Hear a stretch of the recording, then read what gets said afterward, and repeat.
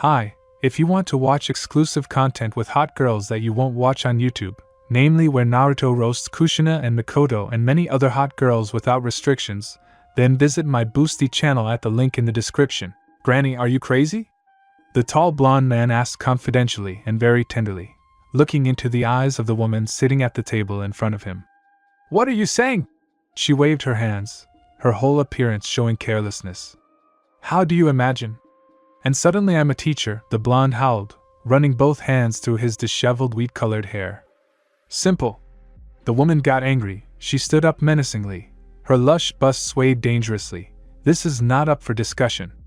You are now the captain of the Genin team. Period. You are free. Tsunade had been thinking about this decision for a long time. For several years, Uzumaki, the village's strongest shinobi, had been tormenting himself with constant missions. He will take one of the most difficult ones, go alone, complete it, come back crawling and covered in wounds, barely recover and take on the mission again. The first to contact with an alarming letter was Kuratsuchi, who was considered Naruto's girlfriend in unofficial circles. He saved her from certain death during the war. She helped him later on a mission. That's how their relationship began, only they never confirmed whether they were dating. Then Sakura and Shizen came to Tsunade, complaining about Naruto. All the main supply of medicines and other medical supplies were spent on him. But not only that, they were also worried about the moral state of their friend and hero of the village. Then came Kakashi, Sai and Yamato, all with the same thing. Worry about Naruto, with whom they recently went on a joint mission. What they experienced there, my hair still stands on end. When Sasuke arrived, who returned to the village because he had nowhere else to go, Tsunade also became worried. Uchiha and his team Taka, after the war, did not know what to do. Naruto just looked coldly at his best friend, shrugged and said in an icy voice, "Do what you want, I don't care." Sasuke was speechless from such treatment, wanted to kill Naruto, Konoha, generally destroy this whole world, but then he calmed down and came to Tsunade. The slug princess listened to the renegade, scolded him, beat him and handed all four of them protectors with the leaf. So the Sannin thought hard, in front of a battery of sake bottles, drank, thought some more, drank some more and decided to foist a team of genin on Naruto. Maybe, out of concern for the small shinobi, he would stop rushing into battle so thoughtlessly? Chapter 1. Team Number 7, Version 2.0. Naruto's POV. I left Tsunade very angry. What doesn't she like? I go on missions, I stand guard over order and peace in the village. So what? I stopped thinking about myself completely. I'm not dead yet. I'll still get on your nerves. You won't get a quick death from me. Thinking so, I walked through the village. It's been a long time since I paid attention to anything. I closed myself off completely. I don't even know when it started. During the war I was still myself. I wanted to save everyone, and I did. Now I'm a world hero. It's very flattering for my very low self-esteem. No, I know that I'm strong and handsome. My fans have told me about it more than once. But that's not it. I stopped living without even starting. I always existed for a purpose, a dream, and after the war ended, something broke inside me at that very moment. I didn't feel the joy of victory, or relief that it was all over. I just stood in the middle of the battlefield with tears in my eyes, feeling how the great shinobi were finally leaving for another world. Jinchuriki, Asuma, Itachi, Tsunade's beloved Dan, Sai's brother, Gaara's father, and many others. They were all leaving this place forever, returning to the world where they belong. I was leaving with them. I don't know why, but it seemed to me that a part of me had died and gone too. Only then did I fully realize that I had no parents. Before, it was an immutable rule, a constant, but now I wildly wanted to be hugged tightly by the dear arms of my father and mother. Sasuke came up to me with his crazy smile, trying to sell me something, wanting to challenge me to a fight. I could only turn around and coldly say, "Do whatever you want. I don't care." After that I didn't listen to him at all and just left. End of POV. The blonde walked, thinking, looking around, watching with interest what was happening around him. Indeed, Uzumaki had become so absorbed in himself over the years that he had not noticed life around him. And life was in full swing. The houses had been built long ago, the shinobi were still jumping on the roofs and lampposts, the merchants were shouting, calling out. The children were laughing. A picture of the world in everyday life, but so alive and therefore attractive. Naruto stopped at the academy. The noise of voices could be heard on the training grounds training. A young man walked over there, watching the students from behind the net. Clearly a graduating class. Children of 11 to 13 years old are fighting and sparring. Here a platinum blonde and a jet black boy are selflessly beating each other up. A girl with chocolate-colored hair is trying to separate them.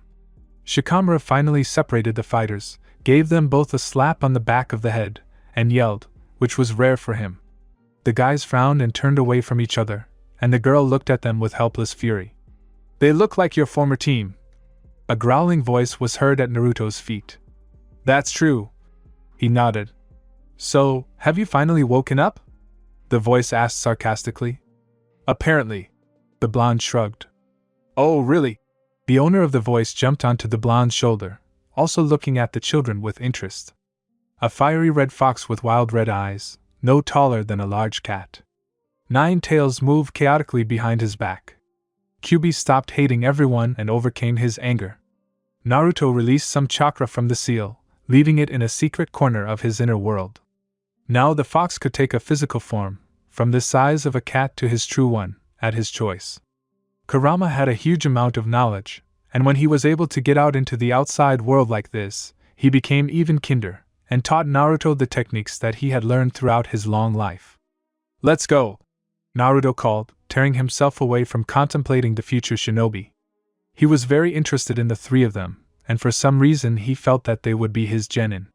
And that dark-haired guy seemed very similar to someone quite close to Naruto. The fox and his Jinchuriki walked calmly further through the village. On one of the alleys he met Sakura and Sai. A couple.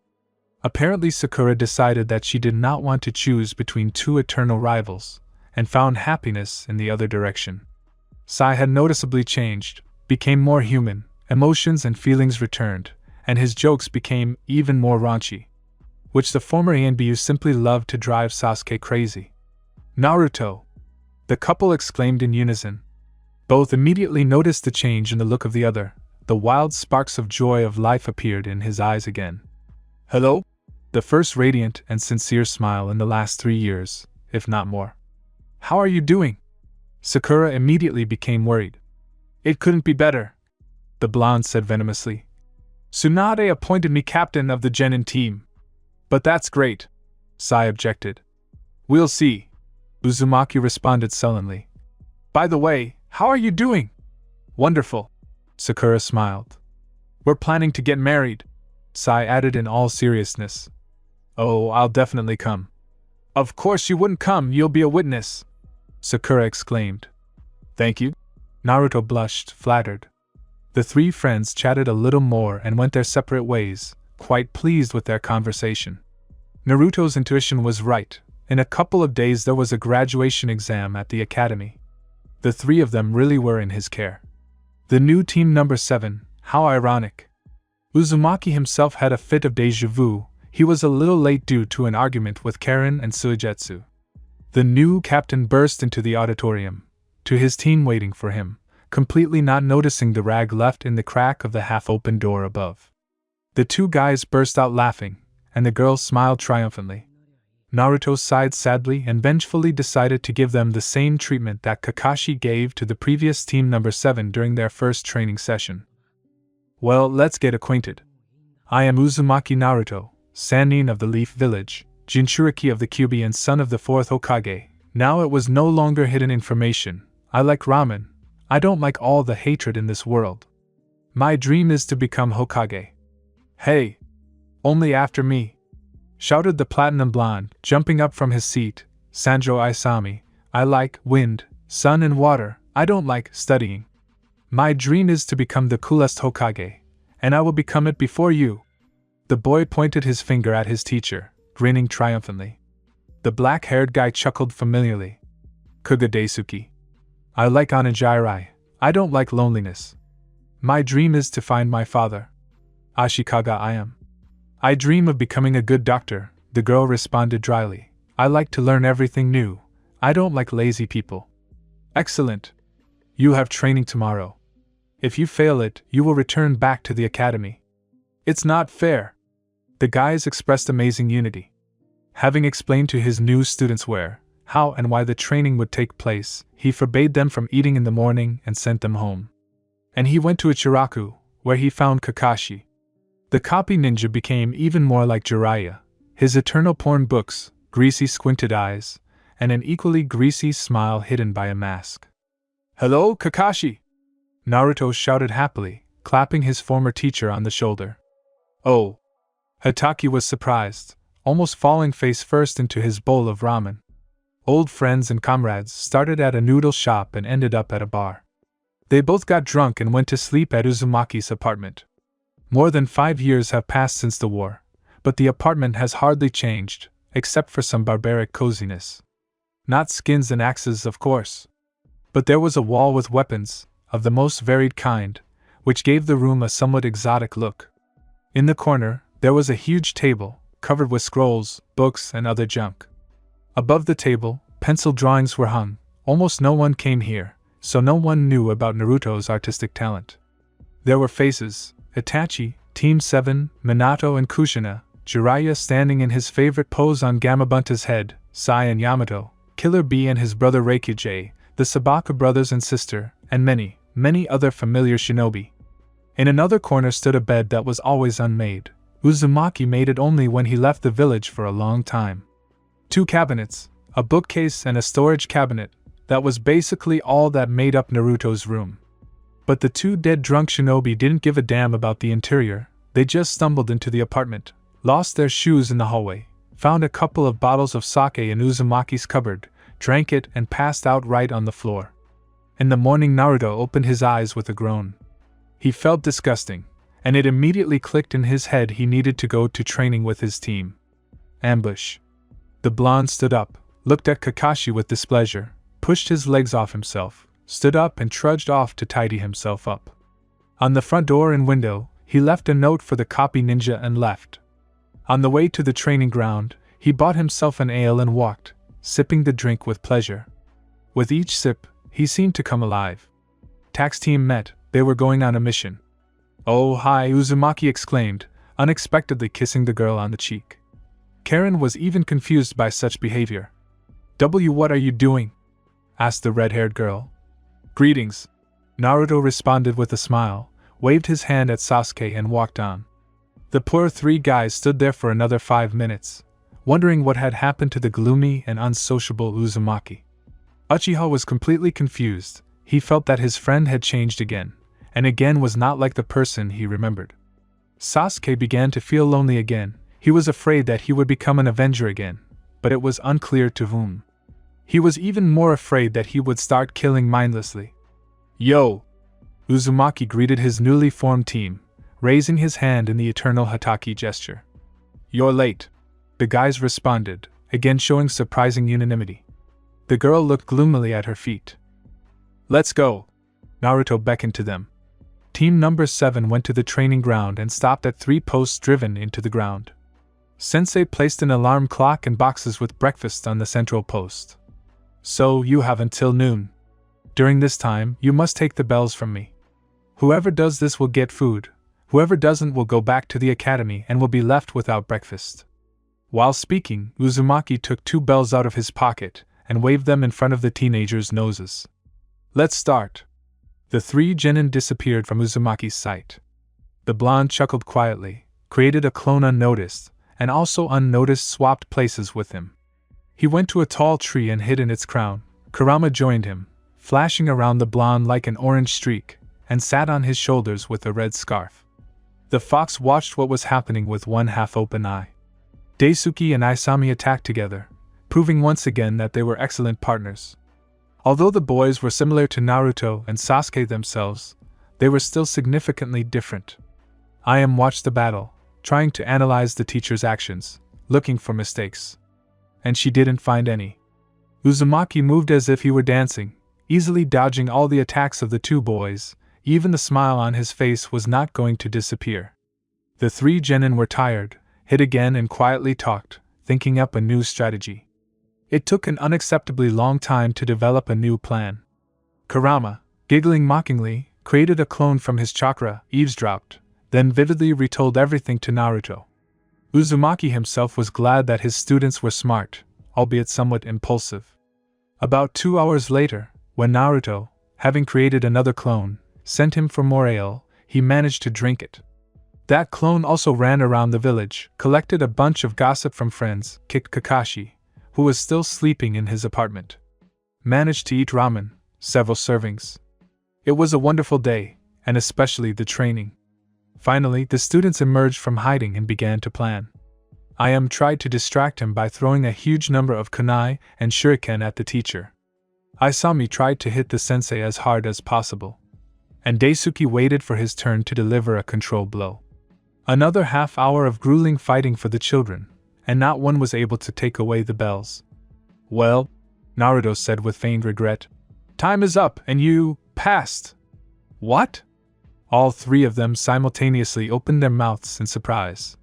You worked together, even though you knew that whoever couldn't take the bells would leave the team. You didn't leave your comrades alone, you united. So you passed.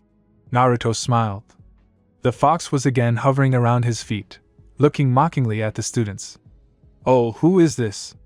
I asked affectionately. The nine-tailed demon fox. Uzumaki replied, smiling once again. The guys looked at the demon with horror and moved away, for which they received tails growing on their backs from the enraged Kurama. It hurts. Isami whined, offended. There is no need to be afraid of me. The fox proudly waved all 9 tails upward.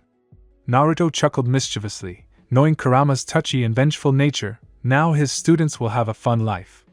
By the way, do you already have any guesses who Daisuke's father is? This evening Naruto met, already at the bar, Kakashi, Sai and Yamato. That the last two know how to drink and drink, Uzumaki did not know. And he was very surprised to see this terrible and frightening picture. Kakashi-sensei, have you decided to go on a drinking binge? The new teacher asked, approaching his friend's table. Oh, Naruto!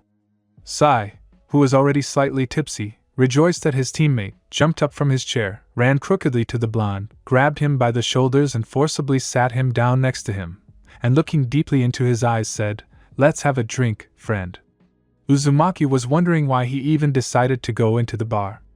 Well, so what? He saw people with whom he hadn't had a normal conversation for a long time, except for Kakashi. What are you drinking? The blonde decided to find out while pouring himself a drink. Since the others were already good, and would have spilled everything to hell. Well, Kakashi drawled, raising his head and looking at his student with a cloudy gaze. You know, it was scary and powerful. Well, imagine a white-haired drunk man, with different eyes, and from these same eyes the portions of sake from the previous night have not yet evaporated, and a Sharingan, opened for some unknown reason, with 3 tomo already spinning. I hope you heard that Sai is getting married soon, so we're seeing off his bachelor life. Yamato said instead of Kakashi, it seems he's the most sober one here. Naruto nodded cautiously. Well, drink to your friend. Hatake smiled happily, even perking up a little. Yamato Taicho, are you sure your senpai won't go on a drinking binge? He's been drinking for 2 days already, the blonde quietly asked the brown-haired man with the unusual protector. No, what are you saying? He smiled in response. Naruto had no choice but to drink that ill-fated portion of sake. In the morning, the fair-haired shinobi cursed everyone in a row. Yesterday or already today, they all got drunk. Saya was taken away by a very angry Sakura at about 1 o'clock in the morning, and she tried to disperse the others. Well, they went outside. But Yamato suggested continuing the banquet, and, having grabbed a couple more bottles of booze from a 24-hour store, our shinobi went out for a walk. Everything was going pretty well until Yamato and Kakashi started arguing about something. Naruto had to pull them apart, which is why his whole body is now in terrible pain. Naruto doesn't remember what happened next. He only remembers the stupid laughter, the Hokage mountain, and the paint. It seems they painted the Hokage's faces, and you can't say that Naruto only found the paint, they won't believe it. Having sworn not to drink at all in the near future, Uzumaki got himself in order, ate, and went to the Hokage. Knowing that he would be accused of all mortal sins, Uzumaki used Henjan himself, so that a living dead man, Namikaze Minato, walked down the street. Passers-by looked at him in surprise, whispered, but did not touch him, which Naruto was very happy about. In this form he reached the Hokage's residence. Yeah, they really did paint the Hokage's faces. Granny Tsunade will kill him, but he needs to take on a mission for his students. Naruto, as he entered the building, immediately removed the replacement technique, becoming himself. The ANBU under the mask smiled mockingly and looked at each other. They understood their hero perfectly. Several Jonin and Chunin led by Iriko were already looking for him to box his ears. "Hello, Grandma," Uzumaki greeted happily, entering the office with a smile on his lips. "Naruto, explain why you painted the Hokage's faces again?" Tsunade asked deceptively calmly, also smiling. "It wasn't me," the blonde answered sullenly. "And who?" The woman decided to believe him for now. "Kakashi and Yamato," Naruto said absolutely honestly, knowing that they wouldn't believe him. "What? Don't make me laugh. Why would they do that? They're adult shinobi, they don't have time for childish games." "Yeah, but at least it's time for drunken fun," the Jinchuriki of the nine-tailed fox quietly muttered. The Hokage didn't hear him, which is a pity. But she gave such a lecture that Naruto even listened with rapt attention. He hadn't been scolded like that for a long time. "I actually came for a mission," he interrupted Fifth's tirade. "Huh? Give you a mission too? Fine, rank B, and get out of here." Tsunade threw a scroll to Uzumaki. "Hey, Granny, where should I go with the genin at rank B?" He was indignant, but caught the scroll. "What? Come on, give it back." The fifth immediately got up from her chair and headed towards the hero of the village. "Oh no, let's go to rank B, they'll thank you later." "That's it, Granny, I'm running." Naruto very deftly dodged, and quickly jumped out the window. Sensei found his students in a park not far from the academy. Isami and Ayam were kicking a small ball they had found somewhere. Daisuke watched them and sighed quietly. "Good morning," Naruto exclaimed cheerfully, running up to his students. "How kind is it?" Isami asked sullenly. "Sensei, is it true that you painted the Hokage's face with paint?" Ayam asked, and Daisuke only nodded in greeting and smiled faintly. "What do you think?" Uzumaki asked the girl. "What was that about you?" the brunette said with a smile.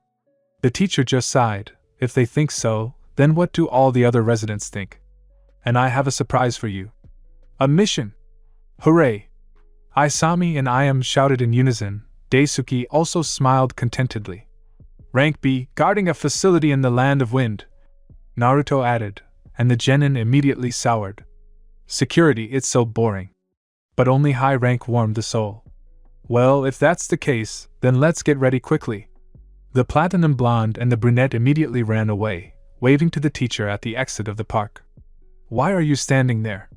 Naruto drew attention to the brunette. After all, he reminded me of someone. Someone painfully familiar. "I have everything with me," the brunette answered, shoving his hands into his pockets. Naruto flinched, another familiar gesture. "Okay then, let's wait for the others." "Uh-huh." Daisuke nodded and sat down on a bench. Uzumaki sat down next to him. "You said you were looking for your father?" Naruto began after some silence. "Yes. My mother told me that he was a strong shinobi. And she always added that I look like him," the boy answered quietly. The blond man looked at him sideways. Yes, he looked like him, but the one he thought he looked like, it was almost impossible, unless... "Here we are!" The conversation was interrupted by the girl's cry, which flew like a meteor from the gate to the bench. Isami ran a little slower after Ayam. "Excellent!" Uzumaki immediately jumped up from the bench, forward, on a mission. And with his first brisk step he walked towards the gate. Soon the Jinchuriki will be in the Land of Wind, and the mission itself is not far from Suna. Just on the way back you can drop in to visit the Kazekage. "Hey, Dai-chan, don't fall behind!" Ayam shouted, looking back at the brunette who was slowly dragging himself along at the very end. "Don't call me that!" Daisuke immediately got angry, instantly appearing next to the girl, and sticking out his tongue, he rushed forward. "Well, you got into trouble!" she shouted after him and sped up. Yes, the genin team was just like Naruto. It even seemed that the serious Daisuke and the quite calm Ayam could behave like this. Although what can I say, they are still children, It's better for them to be so restless than as serious as Kakashi and Sasuke were in their time. With these thoughts, Naruto watched the three mischievous genin. It seems he is even glad that he became a teacher and will find something to teach them. Jiraiya, his father, and his mother bequeathed their will of fire to him. He promised so many people to stop the vicious circle of hatred in this world, and seeing these children, he understood that he had succeeded, just a little bit. A century-old forest.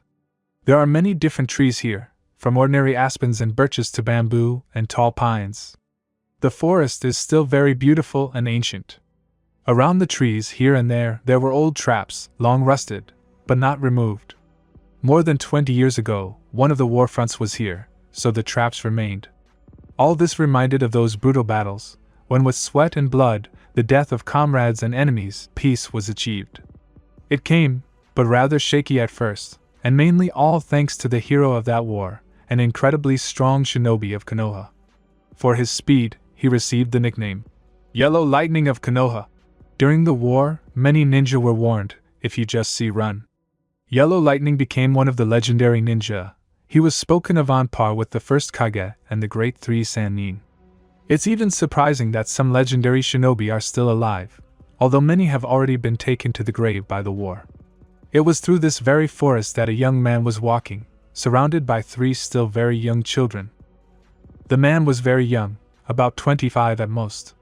Handsome, with a warm smile, with funny little whiskers on his cheeks, making him look like a mischievous little fox, with rather long, wheat-colored hair, terribly disheveled. If this young man had been seen by anyone who had fought in the war 20 years ago, they would all have immediately shouted that he was Yellow Lightning. But it wasn't him. It was his son, Naruto Uzumaki, the teacher of those same children who were running around the blonde. He was dressed in orange pants and a black jacket with orange inserts, and a red cloak with a black fire pattern at the bottom was thrown over the tracksuit. A large scroll hung on a special belt behind his back. In this appearance, he resembled both his teacher and godfather, Jiraiya. The man walked calmly, smiling kindly at his students. One of them, a lively platinum blonde with a haircut like copy ninja Kakashi, who was the boy's idol. He was dressed in a dark blue turtleneck and loose pants, as many shinobi wear, with two short swords attached to his back. The swords were not simple, they were given to him by his father. The weapons were custom-made, chakra could be passed through them, so the swords were much sharper. And the sensei also promised the boy that he would teach him how to use these weapons properly. The boy's name was Sanjo Isami. He had recently turned 13, and he was immensely proud that he had passed the genin exam, and that he had ended up on the team of the hero of the 5 nations. The second boy on the team was Kuga Daisuke. Black-haired and black-eyed, he was already handsome and quite popular with the girls. He looked calm and serious until he was near Isami. As soon as these two were near, they would immediately raise the whole neighborhood on its ears. Daisuke was also 13, he had only just turned 6 months ago, and he had been trying to find his father for 5 years. When he was 6, his mother died, which is why the boy had to move to Konoha. There, as an orphan, he was given an apartment, and it seemed like a guardian was watching over him. But Daisuke did not dare give up. He stubbornly tried to find at least something about his father, but so far he had found nothing. The brunette was dressed rather simply, a gray sports jacket, black pants and a t-shirt. The third was Ashikaga Ayam, a very pretty girl, who promised to become a real beauty in the future. Her hair was long, heavy, the color of bitter chocolate. Her eyes were the color of milk chocolate, and when the girl smiled, they seemed incredibly warm. But more often Ayam laughed and made mischief, so her teacher dubbed her a little imp. She was also dressed rather inconspicuously. A dark green sleeveless turtleneck, under it a long-sleeved mesh blouse, black. The breeches were also black, and over them a skirt the same color as the turtleneck. She also had a belt with 6 scrolls. They contained techniques, weapons, supplies, and even a sleeping bag with a blanket. Ayam simply adored sealing techniques, so she always carried scrolls with her. These 3 kids started a competition to see who could get to the village that was supposed to be on their way the fastest. Well, let them have fun, decided their sensei Naruto. The road is still long, they will have time to get exhausted and lose all their enthusiasm. Naruto also decided that it would be necessary to start training them. But where to start? The man began frantically searching through the nooks and crannies of his memory for what his teachers had taught him. Most likely, at the next halt they should teach them chakra control. Walking on trees without hands, on water or on any other surface using chakra. The teenagers had already run far ahead, as Naruto sensed the chakra of other shinobi. All the great countries are at peace, which cannot be said about the smaller villages. The fact that they all suffer from the conflicts of the big countries does not really contribute to peaceful intentions. The man quickly created a clone and left it to collect natural chakra, heading towards where his students were felt. Everything was fine with them and they didn't feel any strangers. Which is right, they were still small, their control over chakra was still weak. "What's the matter, teacher?" asked Daisuke, quite surprised by Uzumaki's strangely relieved look. "There is someone nearby, and it's not a fact that they are allies," the extremely serious man answered. The black-haired teenager nodded no less seriously and checked his weapon. Isami and Ayam exchanged frightened glances. This was their first baptism of fire, if everything turned out badly. And they needed to show themselves on the good side in front of the teacher. And anyway, it would be simply shameful to fall flat on their face in front of such a strong shinobi. Naruto's intuition, simply amazing, did not fail him again. Those shinobi turned out to be a gang of thugs from several villages. Uzumaki wondered if the genin could handle them, and sighed, adopting a policy of non-interference. True, only until first blood, if these bastards did anything to his students, Naruto would simply scatter them to the wind. Kurama would help him with that. By the way, about Kyubi. He appeared at the feet of his Jinchuriki, and bared his teeth like a beast and began to grow right before our eyes. He grew to about the size of Akamaru the dog, which, together with his red sparkling eyes and sharp fangs, looked impressive. But the gang of renegades is completely brainless, even so they decided to attack, completely desperate guys, the blonde thought. The leaf shinobi summoned his clone and dispelled it, gaining Sannin mode along with it. The appearance changed only slightly, orange marks appeared around the eyes, and the pupils became horizontal, like those of toads. "Sage mode, Toad Fist," he said quietly. "That's Uzumaki, the hero of the Fourth War." Whispers went through the gang, to which Naruto only smirked and punched the first criminal he came across. His students desperately knocked one of them out. And it worked out pretty well. Ayam summoned lightning and wind compressed to the size of swords from a scroll, Isami swung blades, and Daisuke was quite good at summoning fireballs. Naruto casually noted another point in favor of the one he thought of, Daisuke's father. They'll come to the scene of the mission, he'll have to talk to the boy, Uzumaki decided, while at the same time crushing the bones of those losers who dared to attack them with his bare fists. He didn't kill them, but the damage was serious. Kurama just growled, "These are now definitely losers." They immediately shook and gave in. The fox is too scary for them, you understand. "So how was your first serious fight?" Naruto asked cheerfully when they had already tied everyone up. "Excellent," Isami shouted, raising his clenched fist upward. "Naruto-sensei, you knocked out almost everyone. All we're left with is some scum." Daisuke snorted, and Ayam nodded, also unhappy that they hadn't worked hard enough. "Oh, come on. They're still too strong for you," Naruto smiled. "Then make us stronger!" Daisuke exclaimed, looking quite funny with the determination in his clenched fist pose and the thirst for knowledge in his eyes. However, this is what all three genin looked like. "Haha, don't worry, I'll definitely teach you," laughed Uzumaki, ruffling the two boys' hair. He didn't dare to ruin Ayam's hairdo. Girls react very painfully to this. Uzumaki sealed the criminals in his empty scroll, and all four Konoha shinobi set off for the village, the roofs of which were already visible ahead. "Oh, thank you very much." The head of the village clapped his hands, very pleased with the capture of the gang terrorizing the residents. "You're welcome," Naruto replied with a smile. "Let's go, we need to look for a place to spend the night," said Uzumaki, leaving the building where the head of the village lives. Three genin were waiting for him in front of the gate. They looked around and started arguing again. But as soon as the teacher came out, he immediately brought the teenagers to heel. Each of them didn't really want to admit it out loud, but they understood to themselves that their teacher was indeed the hero of Konoha and all 5 nations. "Why are you so quiet?" The fair-haired man was surprised, turning to look at his 2 quiet students.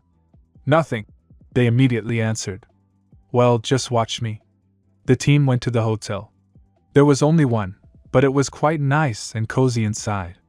And all the inhabitants of the village lost in the woods are kind and responsive. It is pleasant to communicate with such people. The hotel workers greeted them as family, immediately feeding them to the brim. "Thank you very much."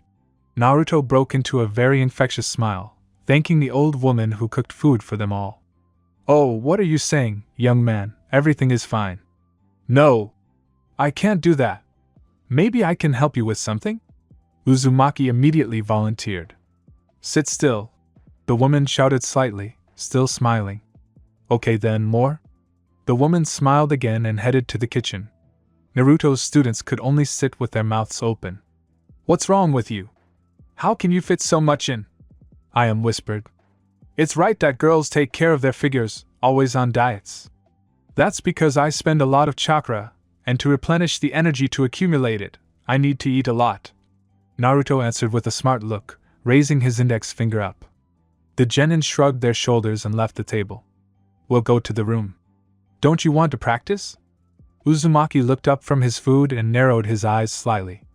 "We want to. He has a friendly team after all, look," they always answer in chorus.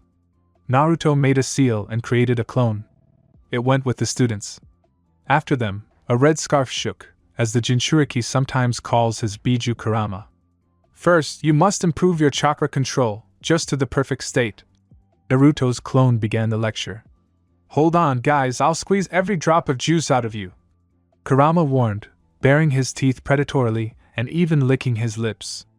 They flinched, but did not show their fear, for which Kyubi mentally praised them. "Well done." The clone approached a mighty tree standing nearby. "Look! Gather chakra in your legs and—" The teacher climbed straight up the tree without hands. Yes, the same old trick, but these are the basics. Without them, any normal shinobi can't do anything. "Wow!" Isami shouted. Daisuke and Ayam didn't waste time on useless shouts and began to concentrate chakra in their legs. 3 hours later, the original Naruto returned. Uzumaki had helped the cook, and not only her. And now he came to watch his students' training, satisfied. They had already started to get something, their control was initially at a pretty good level. Naruto also watched Daisuke. He had the best results so far. You can see the genes right away. I mustn't forget to talk to him, Uzumaki Naruto reminded himself. But how can you tell a child looking for his father that his father has long since died? For now, Naruto decided to at least finish training, and then start intelligent conversations. In the evening the genins were exhausted, but they were able to learn to walk in trees quite well. Excellent. This is only the first step, and it will be much easier later. The main thing is not to be lazy and not to give up. Naruto knows a thing or two about that. Where would he be if he had given up at the beginning of the training? He would probably have died. Uzumaki-sensei sent his students back to the hotel to rest and get some sleep. Tomorrow morning they will continue their journey. And anyway, they need to hurry, the order will not wait. And he himself remained in the same clearing together with Kurama.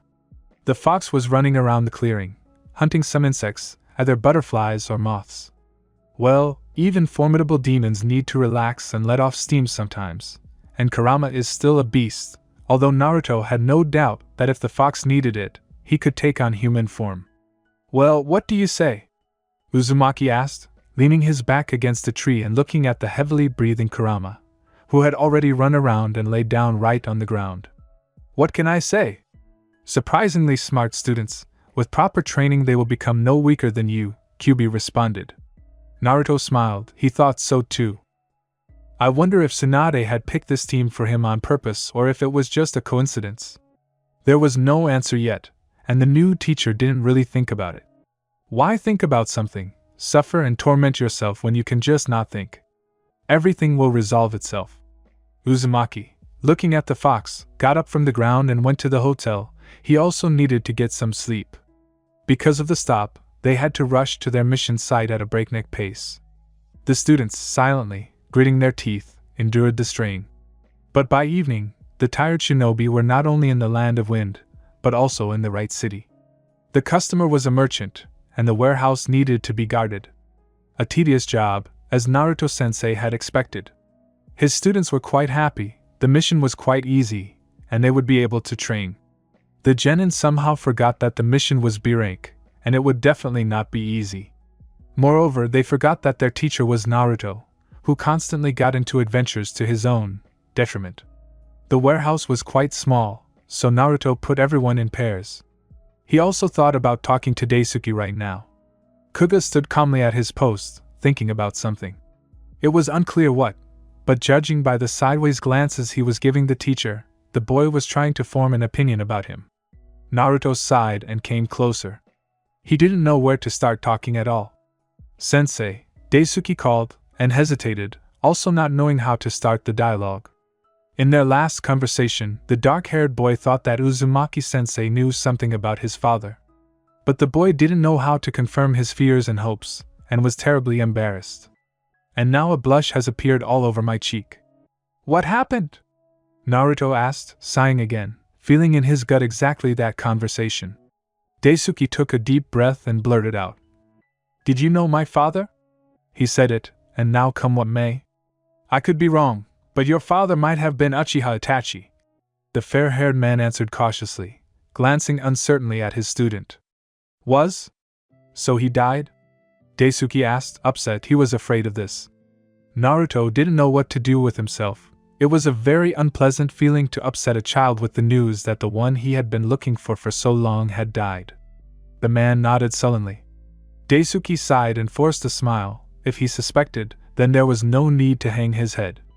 How does he know what his father was like? Maybe he was a bad person. "Don't worry too much," Naruto added, ruffling the boy's hair. "I'm an orphan too, and I didn't know anything about my parents, not even their names." "How is that?" The teenager was surprised. "You are the son of the fourth Hokage." "Yes, that's why they didn't tell me anything," Uzumaki nodded. "I was angry at everyone, I took revenge, and I really wanted to know what kind of people my parents were. And when I found out," Naruto waved his hand, "I thought it would have been better not to know. I was incredibly sorry that they died, although I was happy to meet them." "Meet?" Daisuke was surprised. "Yes. It's no secret to anyone in Konoha that the fourth himself sealed the fox in me. He used his and my mother's chakra during the ritual, and gave their so-called projections, consisting of memory and information, the opportunity to tell me the secret of my birth. That's how I met them." "The fourth Hokage was an incredible shinobi," Daisuke said with admiration in his voice. "Yes, that's right," Naruto said with a bit of sadness. They were silent for a while, and the hero of the 5 nations decided to tell the boy a little about his father. "Itachi Uchiha was a genius. I heard that he graduated from the academy at the age of 7, passed the Chunin exam at 10, and became a member of ANBU at 13. I don't know what he did when he left the village, but when I met him, he seemed like an amazing person. I respected him very much, even though I hated him." "Why did you hate him?" Daisuke was surprised. You seem to be an adult already and should understand. I won't tell you the whole story, you won't understand. But I will say that he committed a crime on orders, and became considered a missing nin," Naruto said, sighing once again. "No one knew this, and Itachi himself stubbornly ruined his reputation, joined the Akatsuki organization, and carried out their orders." "Akatsuki? That was a terrible organization. We were told that 10 of them could stand up to all the nations," the boy exclaimed, jumping to his feet. "Yes, even 2 of them could destroy the entire village, which actually happened once," Naruto nodded, "but Itachi was against such a policy. But he had no one to complain to, and he would not have done it anyway. And he carried out all the orders from the leader conscientiously. Before his death, we talked. And I learned the real Itachi. He did everything for Konoha, and while he was alive, he protected our village from the attacks of Akatsuki. I consider him a hero, not a criminal." Naruto looked at his hands. He remembered how he fought Itachi's summoned soul during the 4th war with Kabuto and Edo Tensei. Then he was even more convinced that Uchiha Itachi was truly a hero, much greater than Naruto himself. With just a few words, he managed to remind the blonde not to get cocky, and brought him back to the right path. If he hadn't warned Naruto then, who knows, maybe Uzumaki would have grown up to be a new criminal. And much more dangerous than the previous ones. Someday I'll be able to tell you everything about him, Naruto added. But don't think of your father as a weakling, a criminal, or a murderer. I won't, Daisuke nodded seriously. So that I don't hear about him. Yes, by the way, they can say a lot about him, but don't listen to anyone. No one knew the real Uchiha Itachi except himself. The boy nodded and smiled shyly. Well, he learned a little about his father. True, it's not very flattering, but the fact that Sensei considers him a genius and a hero is much nicer. By the way, did you awaken the Sharingan? Naruto asked. I don't know, he hasn't shown up yet. Daisuke shrugged. Don't worry, it will definitely happen. Everything was calm until the evening. But as soon as it started to get dark, Naruto sensed strangers. The shinobi sighed, they wouldn't let him finish the mission peacefully. Toad Hermit Naruto summoned several clones and left them to collect natural energy. He quietly sent the other clones around the entire perimeter of the warehouse. If even one clone disappeared, Uzumaki would find out about it, and would be able to come up with something. It had long been noticed that Naruto improvised better than thinking ahead. Strategy was not his strong point. And so it happened. The bandits attacked one of the clones, and immediately received a Rasengan to the head from two neighboring clones. Isami attacked from the other side, Daisuke from the third, and I am from the fourth. But these are Genins, the leader rejoiced. Kill them! But the Genins gave a worthy rebuff, but Ayam was the first to be hit hard, and the girl fell unconscious. But Naruto's clone caught her and carried her away from the battle. The remaining clones gradually flocked to the place of the skirmish. Only a couple remained, so as not to miss any sabotage by the bandits. The original was only watching for now. He wanted to let his students try their strength, and Kurama did the same, having climbed out again and taken physical form. I think it's time, Naruto said, noticing how Isami fell to his knees. Let's go kick their asses. The fox grinned bloodthirstily. Uzumaki just chuckled. Even though Kurama had become noticeably kinder, he still loved battles, and in them he really was a demon. Naruto had personally tested it on his own skin. The man entered the general melee, immediately knocking out two attackers. Kurama appeared right in the middle of the battle, waving his tails, from the bandits pressing on two boys. The fox bared his teeth and growled menacingly. The criminals were scared and took a step back. Yes, the legends about the Kyuubi were still in circulation, and were considered some of the most terrible. In first place, of course, were the stories about the Fourth Shinobi War. As the most terrifying, thanks to the Edo Tensei technique. Although it lasted no more than a week, it was fast, cruel, and merciless. Absolutely all of those who survived it became famous, and if not throughout the world, then at least in their countries. Isami, noticing the familiar red fur, could not stand it any longer and fell completely, unable to rise. Daisuke held on with his last strength, and fought in close combat with some particularly zealous opponent. The man was of average strength, but not timid, and was not afraid of the nine-tailed that appeared, but only began to fight more fiercely. But the dark-haired boy could follow all the movements, but did not always have time to respond. He missed the shurikens thrown by the man, which pierced the boy's left shoulder, but he did not even scream, but only hissed something through clenched teeth. The man, perhaps, was surprised until he looked into the boy's eyes. Scary eyes were burning there. Sharingan, and not a simple one, but a Manjikyu. Horror crawled up the criminal's spine, raising the hairs on the back of his neck. The man even forgot that it was dangerous to look into the Sharingan, so he didn't even notice when he found himself in a powerful genjutsu. He spent much more than the usual 72 hours there. When Daisuke, out of habit, failed to hold the technique, the bandit collapsed, as if he had been mown down, with wide-open eyes and an empty look. The boy was afraid that he had killed him, but there was no time to check. He had to deal with others. With Naruto and Kurama joining the fight, the battle began to wane. The wounded were tied up and sent under the escort of clones to the customer. Let him sort it out. They themselves remained. Naruto bandaged the wounds, healed the students a little, and put them all to bed. They were all tired today, and they needed to rest. and the clones of Naruto could lead the night watch. Yes, this technique can be said to have become his calling card for a long time now. Daisuke had to use medical jutsu because he had strained his eyes from being unaccustomed to it, and now he couldn't see anything at all. Uzumaki wasn't good at this, so Kurama treated him. Having completed all the medical procedures, Naruto lit a fire and, sitting down near it, began to watch the children. The man with hair the color of ripe wheat and incredibly blue eyes hoped that there would be no more attacks tonight. Naruto didn't even notice when he himself fell into a slumber. Let me clarify about the Manjikyu. Daisuke's mother died right before his eyes, which prompted the awakening of the Sharingan, and almost immediately the Manjikyu. But he forgot about it, because that was the body's reaction to stress. He just knew that his mother died and that's it.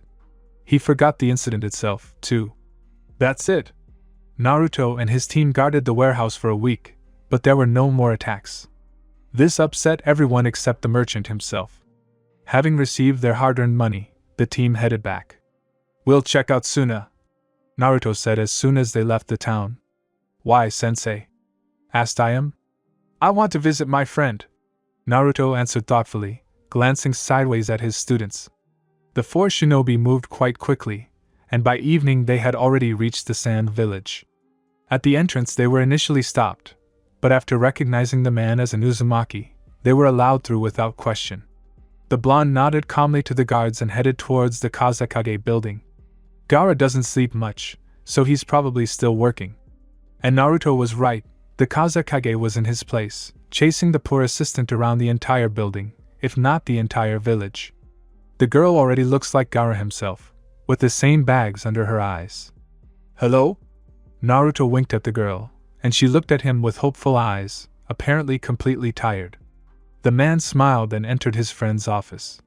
His genins followed him, carefully and trying not to be noticed. "Hello, Gaara." The Jinchuriki of the nine-tailed greeted the Jinchuriki of the one-tailed. "Naruto?" The Kazekage was surprised, tearing his gaze away from the pile of papers. After the war, when the statue of the heretic god, in which the Biju were sealed, was broken, all the tailed beasts were reborn. New vessels were found for them, and Naruto personally asked each beast to help his Jinchuriki. The Biju, who had become friends with Uzumaki during the war, agreed. But not all of them found Jinchuriki, and now some Biju lived peacefully in freedom, although they were, of course, hunted, but the beasts moved to hidden villages. And the shinobi of those villages protected the Biju, and in return they sometimes helped in some difficult missions. For example, the Four-Tails, Son Goku, came to Konoha and helped them. And Shikaku was sealed into Gaara again, and this time their relationship improved significantly. Naruto nodded, sitting down on the windowsill. "We had a mission not far from here, so I decided to see you on the way back." "With us?" Gaara finally noticed that Uzumaki had not come alone. "Yes, they gave me a team of genin." Naruto smiled and winked at his students. "That's right," nodded a serious Gaara. "And you too." Uzumaki sighed pretendingly, to which the Kazekage smiled. "Let's meet." The teenagers glanced nervously at each other. After all, it wasn't every day that you came to other kage besides your own. Isami was the first to decide, and the others introduced themselves after him. Gaara looked at everyone critically and chuckled to himself. The students seemed to be all, if not children, then brothers of Naruto himself. They were so similar. Even in a short time, Uzumaki had already managed to change the students to match himself. Then the friends started chatting about nonsense, and Gaara kept glancing sideways at Daisuke, apparently noticing the resemblance to one of his former acquaintances. The Kazekage asked the genin about their teacher, how they liked him, whether they liked him. However, what was there to ask about? They had the hero of the 5 nations as their teacher, how could they not like that? Which was confirmed by the teenagers, more enthusiastic than a muzzle. "Yes, it's time for us to sleep," Naruto said after some time, and turning around, he simply couldn't find the words. "They fell asleep." Gaara chuckled. At first the children listened to the conversation of their elders, but apparently the day's journey had taken a lot of their strength. The genin were sitting on a long, low sofa, but huddled close to each other. Ayam was sleeping in the middle, with her legs on Isami's lap and her head on Daisuke's lap. The boys themselves had quietly laid their heads on each other's shoulders. How cute! Naruto chuckled quietly, thinking about what to do with the guys. There was nothing to do. Gaara helped by summoning a small cloud of sand, lifting the genin up with it, and transporting them through the air to the upper floor, where the restrooms were. Thank you, Gaara. Uzumaki smiled. You're welcome. Go, you need to sleep too. Thank you again. But the Kazekage just waved his hand. In the morning, Team 7 woke up quite late. Naruto himself had woken up long ago, and was sitting in the Kazekage's office again, distracting him from all the paperwork, which the assistant was extremely grateful for. At first, the genins looked suspiciously at the unfamiliar room, themselves and their clothes. And not finding anything strange, they shrugged their shoulders and went out into the corridor. And where to go now?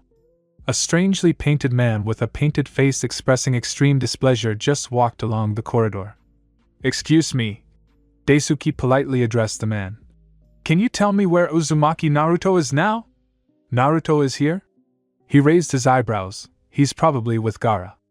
And who are you? We are his students. Isami responded as politely as possible, trying to smile in a friendly manner. They entrusted him with the genins? The man responded skeptically, baring his teeth. Okay, let's go. I'll show you the way. Thank you.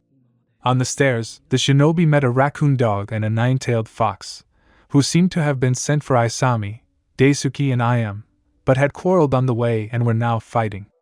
Shikaku also began to emerge into the real world, becoming a compact dog. It looked very comical, the eternally unperturbed Gaara, and his arms constantly folded on his chest, and the raccoon dog spinning at his feet, always making fun of everyone and, it seemed, never losing heart. Kankuro, and it was he, grabbed both Biju in his arms and calmly headed to his brother's office.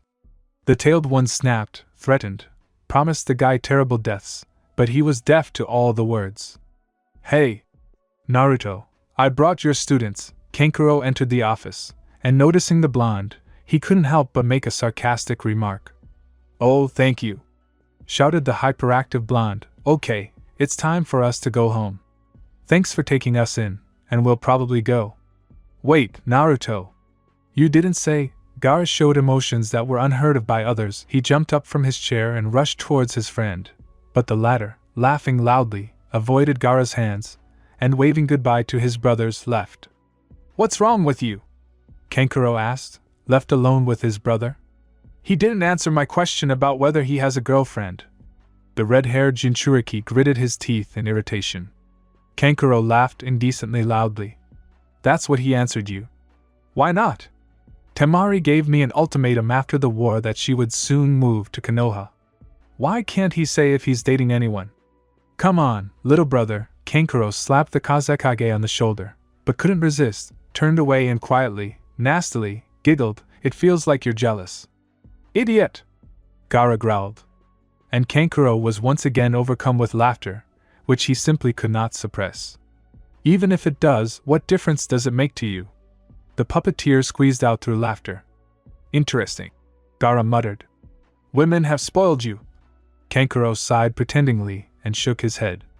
Even the Kazekage's cold heart couldn't withstand the onslaught of feminine fluids.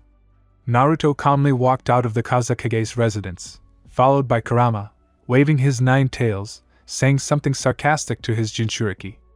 The genins followed the teacher and tried to form an opinion about the Kazekage and his brother with the strangely painted face. But they quickly spat and became interested in what the sensei hadn't told the Kazekage.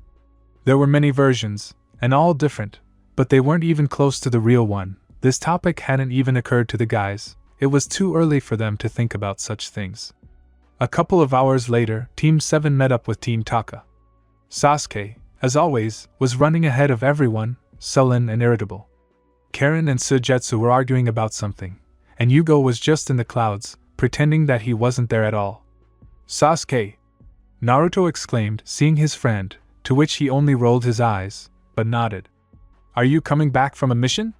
We are too, Uzumaki continued his monologue. Apparently he didn't really need Sasuke for the conversation. Hello Naruto. Karen and Sujetsu approached the two old friends. The red-haired Kunoichi smiled at the head of her clan. And Hozuki, as always, bared his teeth, revealing an even row of triangular teeth. The teenagers began to warm their ears in adult conversation. Daisuke looked at his possible uncle with interest, and did not know what to think about him. A lot was said about the Uchiha clan, and little was good. And the grumbling of the villagers behind Sasuke's back did not contribute to a normal opinion of this man. The remaining 2 days they all returned to the village in a friendly crowd. But as soon as they passed the Eternal Guards, a thunderous double cry rang out across half the village. Naruto! Naruto! 2 women quickly approached the named guy. A stately blonde with a magnificent bust, and you would not say that the woman is well over 50, and her best student. A girl with pink hair, tied with a ribbon of the village protector. What happened? Uzumaki asked innocently.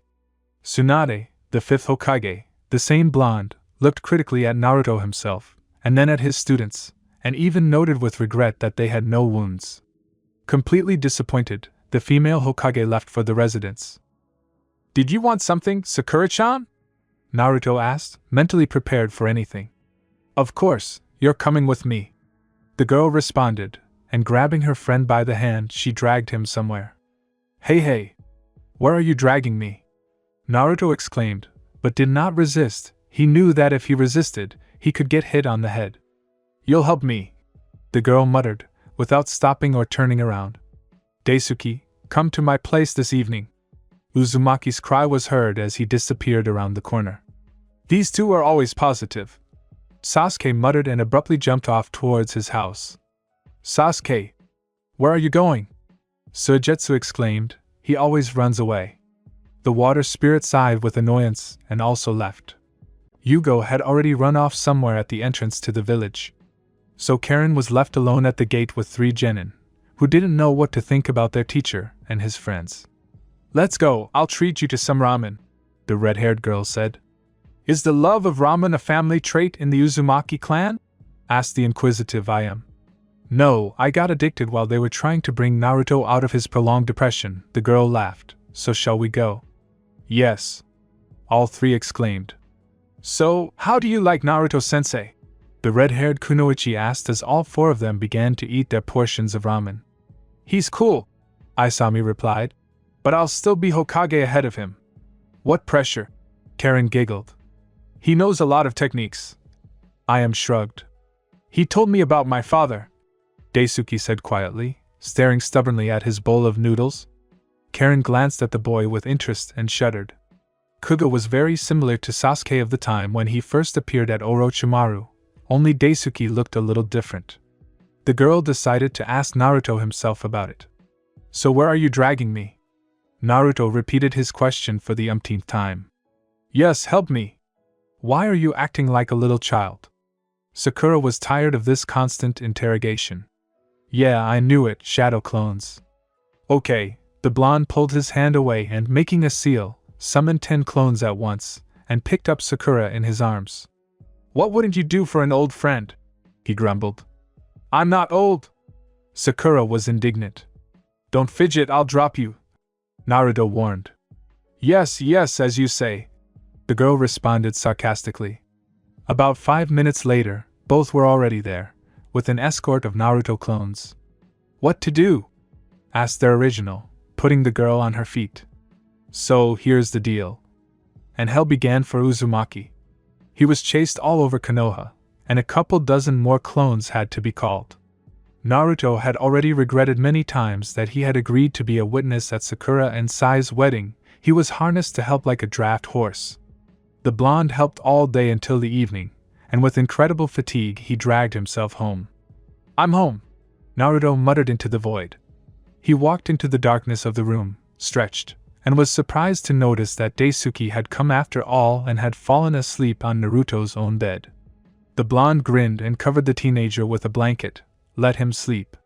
The man himself went to the kitchen, and having boiled the kettle, but not having made himself tea, he thought hard, looking out the window.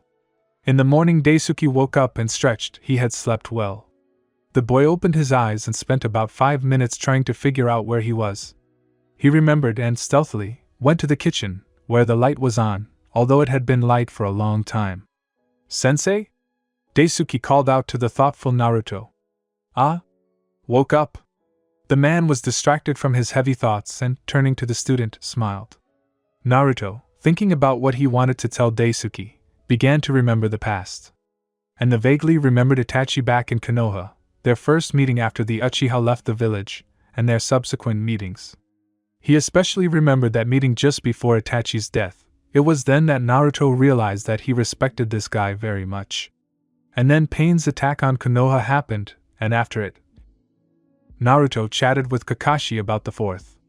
Yamato Taicho heard this, but here is Kakashi's story about his team, himself, Minato, Rin and Uchiha Obito. No one knew about this. Hatake decided to repent, at least to his student. Then Uzumaki heard for the first time that not all Uchihas are the same, and that Obito was a black sheep among them. But Kakashi himself considered Obito the best representative of this clan. And Naruto became even more convinced that Itachi and Obito were quite similar in character, which only added respect to the former. Uzumaki sincerely regretted that both Obito and Itachi died. He wished he could meet them and talk to them. Naruto-sensei. Daisuke called out to the blonde, who was lost in thought again. What's wrong with you? I think too much. Naruto smiled. Not like me, right? Daisuke shrugged. He didn't know his teacher that well. You know. I think Itachi would want his son to become a real shinobi. The black-haired boy raised his head and stared at the teacher with disbelief. You're like an orphan, and you should have a guardian. Yes. Daisuke nodded, not knowing what to think. And also, I don't think Itachi would mind much if I became your guardian, Naruto added. An embarrassed blush on his cheeks looked wild. The same blush appeared on Daisuke's cheeks. I don't know about father, but I would definitely be happy. The absolutely embarrassed guy answered. Then I'll make arrangements with the fifth today. Okay? After these words, a joyful smile blossomed on the boy's face. Not only would he be able to find out more about his father, but he would also learn a lot. Sensei. What did you do with Sakura-san? Daisuke asked when they had already left Naruto's house and were heading towards the Hokage's residence. I helped her prepare for the wedding. Naruto responded gloomily, so that he would agree to help Sakura again. This is great. Will there be a bachelor party? The boy asked with shining eyes. It's not in the cards for you anyway, you're still too young. The blonde grinned and patted him on the head. It's interesting, Daisuke grumbled, trying to fix his messy hair. And how was your assignment? Tsunade asked, putting the report aside and being very happy about it. Of course it's good. Any doubts? Naruto asked with a smile, plopping down on the couch where Tsunade often slept in the evenings. For what reason? The woman chuckled. And what else? Also, I wanted to adopt Daisuke. Why? Fifth was surprised. He is Itachi's son, Naruto responded. Itachi? Wouldn't it be better to give it to Sasuke? And imagine what a child will grow up to be with such an uncle. Naruto chuckled, throwing his head back and boring into the woman with his gaze. Yes, Sasuke is still in bad standing with the village, Tsunade sighed. She herself saw both the potential and the strength of the Uchiha, but she had little trust in him, even she. And I would like Daisuke to change his last name. To Uchiha? You know that people grateful to you will do everything you ask, the woman sighed. I know. Naruto grinned crookedly. He didn't like this blind devotion and tried to confirm his status as a hero. Okay. My student's wedding is at the end of the week, and 2 days before that there's a bachelorette party and a bachelorette party, so I'll try to arrange everything before these drinking parties. Thank you, Tsunade. Naruto smiled sincerely, getting up from the couch.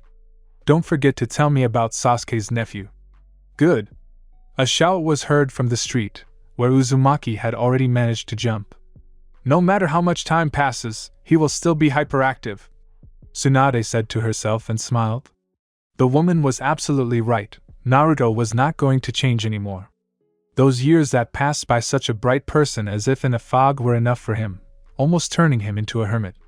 And not in the sense of the sage mode, but in the sense that he almost became a secretive loner. Uzumaki was in a hurry to get to the Uchiha quarter. He didn't know what he would tell his friend, but he simply had to tell him. Hey, Sasuke! Naruto shouted loudly as he passed the gates of his friend's house. Don't shout, there's not a fire. A muffled voice was heard from somewhere in the depths of the garden. Few people knew that Sasuke loved plants, so his house acquired not only a beautiful garden with fruit plants, but also a small vegetable garden.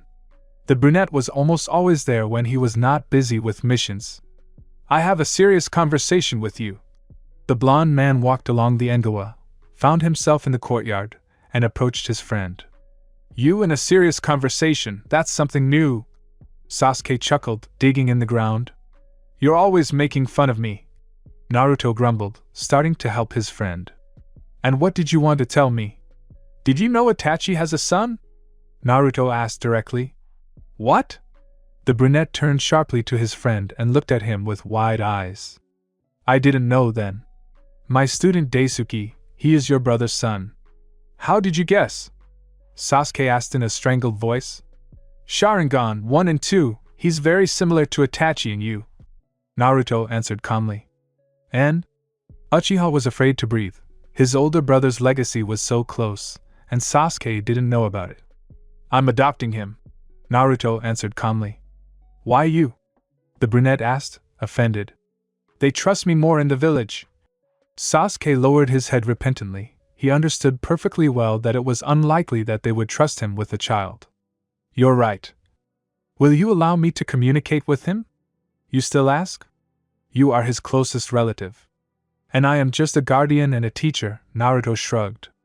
Unexpectedly, Sasuke smiled timidly, and no less unexpectedly squeezed the blonde in his arms. You're going to choke me, Naruto croaked, wondering if he'd broken his ribs. Thank you, Sasuke whispered quietly. Why are you so emotional? Be a man, Uzumaki chuckled to smooth over Sasuke's strange behavior. Sorry. I'm just glad I have a friend like you. Well, you definitely got emotional, Naruto chuckled. Don't forget to teach your nephew how to use the Sharingan. Of course, Sasuke whispered, watching his best friend leave. Uchiha was incredibly happy about these events. He had solid ground under his feet again. Now that he knew he had a nephew, Sasuke would physically be unable to do anything bad. What other example would he set for the teenager? And Naruto seemed to sense it, which is probably why he told him. And Naruto was walking through the village again, but this time he was heading to the training ground. Daisuke had told his teacher before entering the residence that he was going to training, and Isami and Ayam would probably be there too. So they were all in for another exhausting. Naruto couldn't train for long. Having created the usual 100 or so clones, the original settled down on a tree and fell asleep. About 3 hours later, the blonde hero fell to the ground and didn't even wake up. His students looked askance at the teacher with skepticism and continued training with clones.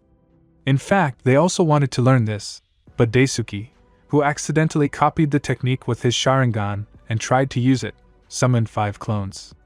He called them back and almost collapsed from fatigue. And how can Uzumaki summon them in huge quantities? It was impossible to ask for now, and the 3 genin looked sadly at the sleeping teacher.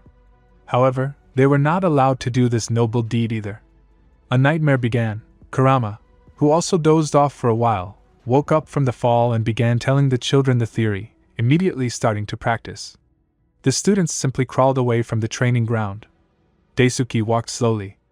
Naruto-sensei, although he said that he would become his guardian, no one cancelled the teenager's stay in his house. The boy shrugged his shoulders. How long ago it was that he hurried home, to his mother, to a ready dinner, and a warm smile. And for what sins did his mother get so seriously ill? He did not know the answer, and preferred not to think too much. Hello? A quiet voice was heard from the darkness. The boy suddenly raised his head and jumped back. You never know who was hiding there. A tall brunette stepped into the light of the lantern and chuckled, his black eyes shining with approval. I am Uchiha Sasuke, probably your uncle, the man said, looking at the boy with interest. Maybe? The relationship hasn't been confirmed yet. The man chuckled again. The boy only looked at him skeptically. Uzumaki had already given out a completely edited version of the Uchiha clan's history, and he hadn't kept quiet about the clan dojutsu either. Kurama, who wasn't too fond of the Uchiha, had also dropped something, but he had obediently told the genin, who were captivated by the story, about the battle between the great Madara and Hashirama. The children had completely stopped being afraid of the Kyuubi, except for its training. Daisuke also chuckled and activated his Sharingan. Apparently a DNA test is not needed, Sasuke noted. Although, it is necessary. The boy looked firmly into his relative's eyes. I want to make sure. As you say. The man smiled cheerfully. Tima, leave the child alone, he's tired and wants to sleep. A completely drunk voice was heard behind the guy. Dobe, where did you manage to get drunk? Sasuke asked in surprise, looking at his blonde friend. Just now, Naruto responded and staggered. And so you decided to take a child into your care? Uchiha sneered and narrowed his eyes. The child himself accepted the teacher's condition with Olympian calm. It feels like I'm drinking non-stop. The blonde man was offended. It's all because of the harmful influence of my teachers and parents. Having said this, Uzumaki jumped quite straight and successfully onto the nearest roof, heading towards the house. Both brunettes sighed in unison. Let's go, I'll see you out, Sasuke said, moving forward first. You don't mind if I talk to you, do you? Itachi was my brother after all, even though he wasn't worthy of a man like him. Sasuke-san. The man winced at these words, but did not object. Tell me about your father. He was always a genius. I just always looked at his back. Dad always compared us, but I didn't hate Itachi. No matter what, we are brothers. Maybe I was a little jealous, but I tried to at least catch up. He was that strong? Daisuke was surprised. Everything came very easily to him, and apparently in revenge fate put him before a difficult choice. He was a good and kind person who did everything for the village. It's a pity that I understood this only after his death. How did he die? A new question sounded. Sasuke sighed and looked at Luna, hoping to find in her the strength to continue the story. I killed him, although no. He was killed by the disease, and he exposed himself to my blows. And it seems he was just happy that he died from my hand. The man sighed heavily. Why did you kill him? The boy's heart sank, but he remembered his promise to Naruto-sensei to never judge Itachi, and he decided to extend this to Sasuke as well. The man approached a low apartment building. Daisuke led his uncle into the apartment and offered him some tea. Sasuke nodded and went inside, looking around with interest. The most interesting thing was that he lived in the same building, and how could he not have noticed that he was almost an exact copy of his brother? The relatives settled down in the small kitchen. Sasuke sat and stared blankly at his mug, thinking about how to explain the essence of the fratricide. I already said that fate gave my brother a difficult choice. Family or village. The Uchiha were planning a rebellion, and to prevent a civil war, Elder Danzo, the man visibly winced at these words, gave the order to the ANBU fighter Uchiha Itachi to wipe out his entire clan. The boy's black eyes frighteningly found the same black, in different ones. But this was only a facade, behind the stone wall of which hid old pain and suffering. Itachi remained loyal to the village and carried out the order. He didn't kill only me. He was able to kill his father and mother, but he couldn't kill his beloved brother. The mask cracked, and all the suppressed pain spilled out. Sasuke barely held back from shamefully crying out loud. And it seemed to him that he was already cured. He made me hate myself. Prepared the ground for his own death. Sasuke smiled bitterly. He's a great man, not like me.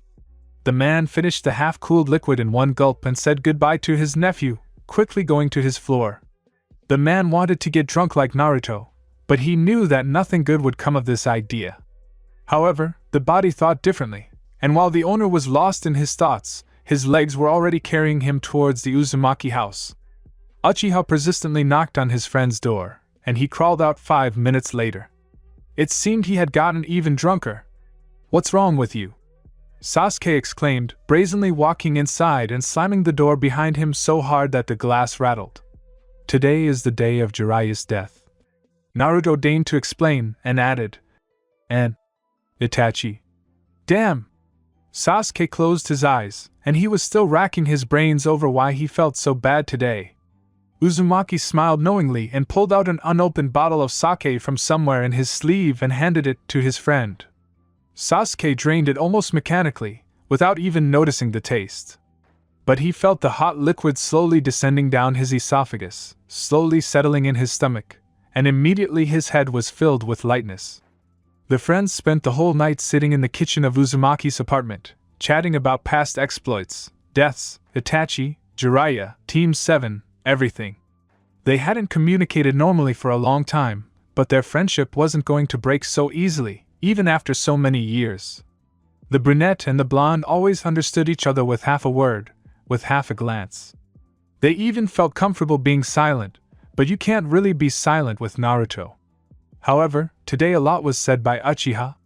Uzumaki mostly grinned understandingly and sympathetically, and Sasuke was once again amazed by this incredible ability of his friend to make people happier with just one look. Now Uchiha understood why girls had been chasing Naruto in droves for the last 7 years. And not just fans, but specifically with the goal of lassoing an eligible bachelor with the prospect of becoming Hokage soon.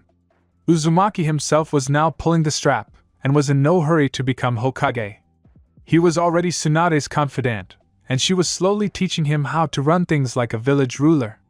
Naruto understood what a bureaucratic hassle this was, and that's why he wasn't eager to take up the post.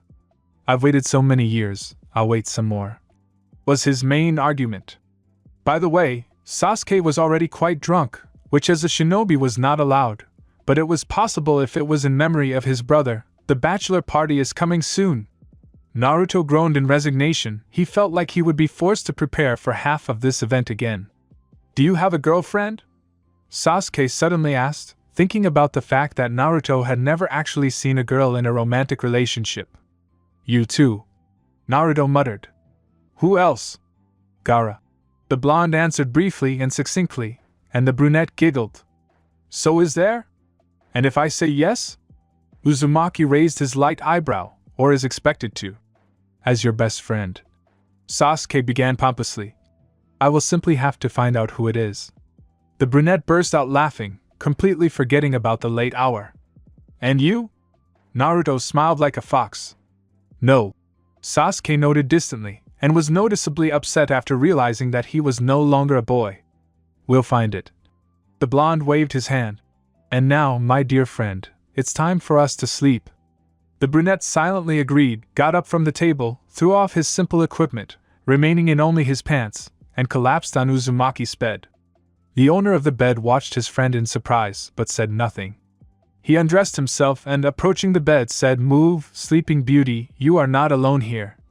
Sasuke shifted and immediately fell asleep, not even paying attention to the fact that Naruto had violated the man's personal space. However, when did Naruto ever respect it? The man woke up with a headache and a terrible thirst. Kurama, who crawled out of his cage, spent half the morning being sarcastic and pestering both his Jinchuriki and his unbalanced friend, whose eyes were already spinning with the Sharingan, but Uchiha made no attempt to kill the bijou in a terrible way. And the next morning there was an official funeral for these two undoubtedly great ninjas. Naruto and Sasuke were absolutely serious, and it would be very hard to believe that these two strongest ninjas had drunkenly mourned their teacher and brother at night. Tsunade, too, was never seen by anyone except for the official ceremony, not even Shizen. The new generation either did not know these ninjas or did not remember them. Therefore, the children were respectfully silent and tried to make serious faces, like their mentors and parents. Uzumaki and Uchiha went together to a distant forbidden training ground to solve all their internal problems with the help of a familiar fight. For a long time the air shook from the encounters of the most powerful techniques, but soon this fight ended too. Naruto and Sasuke simply lay next to each other, looking at the sky, quietly talking, already sober, recalling the events of their lives, where Sannin and Uchiha Itachi figured in one way or another. "Do you remember how I rushed at him in that hotel?" Sasuke asked, smiling nostalgically. "Kami, how stupid we all were." "Yes, and we thought that we could at least scratch Itachi," Naruto grinned, and Ero Sannin came in time. "Maybe Itachi wasn't going to kill us, but Kisame was." "Disgusting guy." Uchiha chuckled, and Naruto laughed quietly. Now these were bright memories. All the tears and pain were left outside Naruto's house. And the men spent the whole day at the training ground, chatting, laughing and joking. It's almost impossible to be sad with Uzumaki.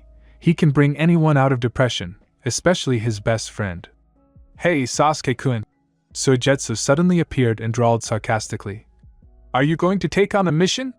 The white-haired former Foggy was surprised to notice the unusual peace on the team leader's face. This is a very rare phenomenon, which, unfortunately, is impossible to capture. Get lost, Soijetsu! Sasuke waved his hand with a weak movement of his wrist, without even looking at his comrade. The white-haired man snorted resentfully, and went off to sulk at the bad Uchiha. The very next day, Tsunade called Naruto and handed the local hero the completed guardianship documents, which indicated both relatives and a change of surname. There were very few Uchiha left, and the only men among them were Sasuke and Daisuke. The rest of those who belonged to this clan were born Uchiha who had long since married. And due to these circumstances, they had no right to be in the clan. The blonde studied the official-looking papers in detail, muttered something under his breath and snorted, but tore himself away from reading, nodded to Fifth, and disappeared in an unknown direction. Although it is not difficult to guess where he went, all he has to do now is pick up his adopted son until the latter comes of age. Daisuke was found in Sasuke's garden. The boy also became interested in plants and helped his uncle. It seems they got along. Flashed through Uzumaki's mind, and a slightly sly smile blossomed on his lips. Naruto knew perfectly well that Sasuke had to have an incentive to keep himself within limits, and his nephew was quite suitable for this role. The new family spent the rest of the day in the garden. Naruto may not have been keen on plants, but eating vegetables grown in his own garden is much tastier than store-bought, that's a fact. The blonde was taught to eat healthy by the Tsuchiki's granddaughter, Kuratsuchi, who was horrified by the fact that Uzumaki never ate normally. How are you still alive? She exclaimed then, and immediately rushed like a whirlwind through the shops and prepared a bunch of healthy and nutritious food. Uzumaki resisted, because not all the food served was tasty, but under the menacing gaze of his friend he had to eat. And then he got used to it and got used to it. Sasuke! Naruto! Are you here? A very familiar shout was heard from the entrance. The brunette and the blonde froze in horror. Nightmare, it's Sakura, she'll start helping her again. Naruto shook, turning around in a hunted manner towards the gate to his friend's house. Maybe not, I certainly wouldn't help, Sasuke answered, and wiping his hands on a towel, he went out to the girl. Calm down, Naruto. Sasuke chuckled cheerfully, noticing the way the blonde was looking at him. It's just an invitation to a bachelor party. Uzumaki immediately relaxed and calmly leaned back on the green grass. Daisuke chuckled quietly. Can I go? He asked, already figuring that neither Naruto nor Sasuke would be able to keep an eye on him that day. Although he didn't need supervision. You're still young, Naruto noted. I'd better leave you to train with Kurama. I don't mind, I'll train you. The fox cub immediately appeared, sitting on the Jinchuriki's chest, and brazenly tickling his face with its tails. Ugh, Kurama, get this hair off me, Naruto sneezed, the hairs immediately getting into his nose. Kyubi giggled softly and, pushing off harder, jumped into Daisuke's arms. Naruto was about to burst into an angry, unprintable tirade, but remembered that there was a child among them and didn't say a word. But with his gaze he promised his red-haired friend Egyptian executions. Kurama demonstratively turned away and twitched his two tails, as if to say, what do I care about your threats? The whole crowd stayed overnight at Sasuke's. Naruto remembered the mess from the night of drinking that hadn't been cleaned up, and was horrified. He would have to clean his apartment, it had been a dump for too long, and not the apartment of a single man. Naruto managed to think about all this before falling asleep. And in the morning the blonde jumped up from the futon allocated to him, got dressed and rushed home at great speed. He called a dozen clones and started cleaning. He made it to the evening, and thus to the bachelor party. He quickly washed himself, changed into normal clothes and ran out of the house. One of the clones managed to cook a light dinner, so Naruto also grabbed a box of food. Made it! Exclaimed the restless hero, falling right at the feet of two Uchihas. The elder only raised an eyebrow, but the younger one recoiled a little. Here's this for you, when you get hungry eat it. The man held out the box. Thank you, the boy whispered very quietly, having not received food prepared especially for him for a long time. If anything, do you know where I live? The teenager nodded. Then you spend the night there, and Sasuke and I are here. I don't want to disgrace myself with my drunken appearance. Sasuke turned away and Daisuke noticed that his uncle's shoulders were shaking slightly. His uncle was laughing at Naruto brazenly. Although what he hadn't seen during this time, that this wouldn't embarrass him anymore. Then we'll go. Don't be bored, the blonde ruffled his adopted son's hair. If anything, I have scrolls with techniques, you can take them.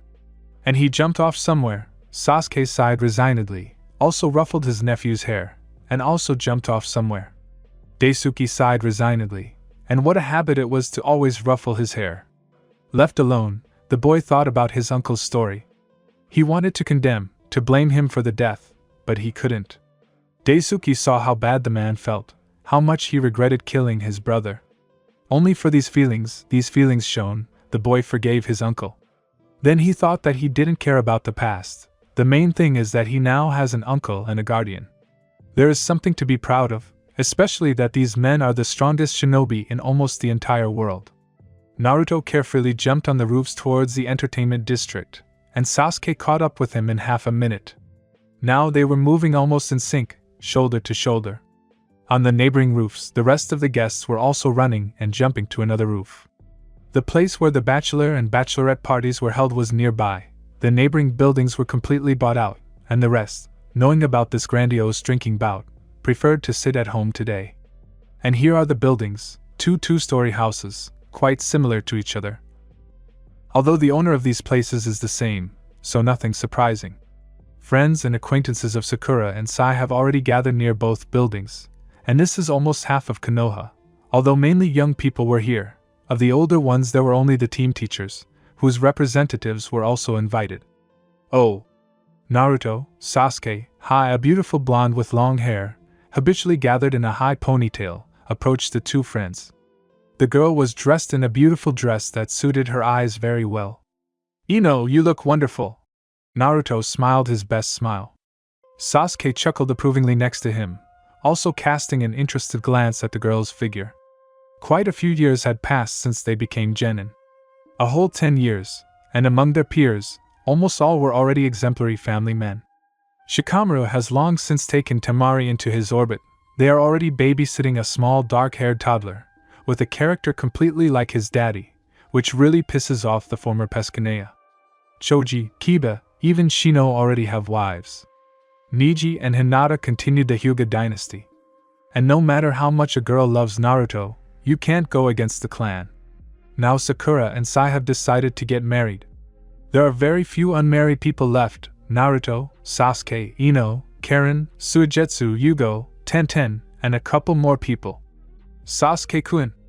A red-haired girl in glasses hung on the brunette's neck.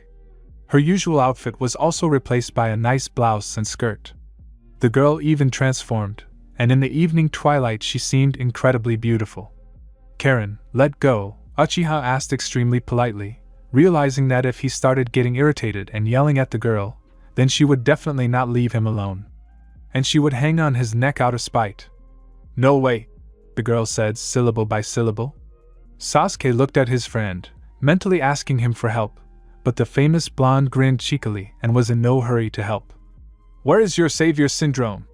Sasuke thought sarcastically, making a note to himself to take revenge on Naruto if the opportunity arises. Hey Karen, leave our marble statue alone, come to us instead. Sakura saved the situation, approaching the group. Yes, you're right. The red-haired girl nodded, squeezing the brunette especially hard at the end. I see you're still popular, Sasuke-kun. Where there's a bride, there's a groom. Sai approached the sworn friends, smiling his stupid smile, which he now used as a weapon of mass destruction. Congratulations, Sasuke said with visible mockery. Soon you will become a family man. True, Sai nodded, but you two will remain bachelors. Maybe you are gay after all? Who knows? Naruto grinned, throwing his arm over Sasuke's shoulder. I see. The pale-faced guy raised his eyebrows in surprise. Sasuke bared his teeth, and Sai had to retreat empty-handed. No matter how much he tried to stir up rumors that Uzumaki and Uchiha were gay, all his efforts were wasted on the guy's impenetrable mask. They had learned that all of Sai's taunts should be answered in kind or with complete disregard. The guys looked at each other and grinned. However, how easy it was to get rid of Sai. The friends got tired of hanging around outside, and they decided to go inside. Naruto kissed Karen on the cheek again, which the girl didn't even pay much attention to, and Sasuke winked at Ino, who was standing next to Sakura. "And here you are." Kiba approached his friends. Shikamaru lazily trailed behind him. How the latter even managed to come is unknown. "Waited?" Sasuke grinned. "You are so problematic." Shika yawned widely. The party was just beginning, and it was still quiet and calm. Kakashi was sitting at a table in the corner by the wall, lost in the world of printed letters, and Guy was clearly bored next to him. Lee was hanging around somewhere, and Konohamaru was sighing alone at the table. Yamato Taisha was bored at the bar, hypnotizing his glass. "What's so boring?" Naruto asked, taking in the whole picture. "And why isn't Yamato sitting with Kakashi? Did you have a fight?" Sasuke asked sarcastically, hinting at Sai's recent questions. The blonde chuckled. It sounded plausible. However, no one was allowed to get bored. Naruto pounced on his sensei, and snatching the book from his hands, Sasuke practically dragged Tenzu by the scruff of the neck to the table. Kiba gathered the men who had scattered around the rooms, and also dragged them to the table, which had already grown significantly in size due to the fact that Naruto did not like that they would sit at separate tables, and the whole friendly company put them together. Kakashi quietly mourned his book, which was hidden behind 7 seals, or rather behind the seal on Naruto's hand, or Sasuke's. Kakashi still did not understand where his teacher's son had shoved the poor, battered. Come paradise." The silver-haired Jonin was consoled by Guy and Yamato. The others gathered and the fun began. Lee was rattling around on stage, creating the usual background noise. Toasts were being made, and snacks were being eaten. Someone suggested a drinking game, the others agreed unanimously, and off we went. Naruto remembered only separate fragments of the evening night morning. With Ero-sanin as a godfather, you can learn even more, but he had a hard time. Uzumaki was completely unlucky in gambling, and that meant he had to drink more. Lee also got drunk, but Yamato tied him up with flexible wood and left him to watch the others by the wall. The teachers themselves also had a lot of fun. In such an informal setting, communicating with subordinates and former teammates, the men got really wild. Yamato, Guy and Kakashi played the game of who will outdrink whom. For the umpteenth time, Tenzo was winning. However, Naruto had long since realized that of this group of men, meaning senseis, the most alcohol-resistant was the former ANBU member with the wood style. What happened next was simply cut out of the memory of the hero of Konoha, but he knew for sure that something obscene was happening. Then Naruto found himself in the freezing water, from which he noticeably sobered up, and started a conversation with Sasuke and Sai, who were nearby. "Yeah, these are friends, they don't part even when drunk." Then the men, having sobered up a bit, started playing children's games, like tag. It's a good thing they didn't return to the village, otherwise they would have gotten it from drunk Tsunade for damaging Konoha's property. Suddenly, no less drunk girls came out onto the shore of the lake, giggling about something. "Oh!" Sakura exclaimed, as if from a sight, and immediately found Sai with her eyes. The guy immediately pulled himself together, made a stony face, and moved towards his bride.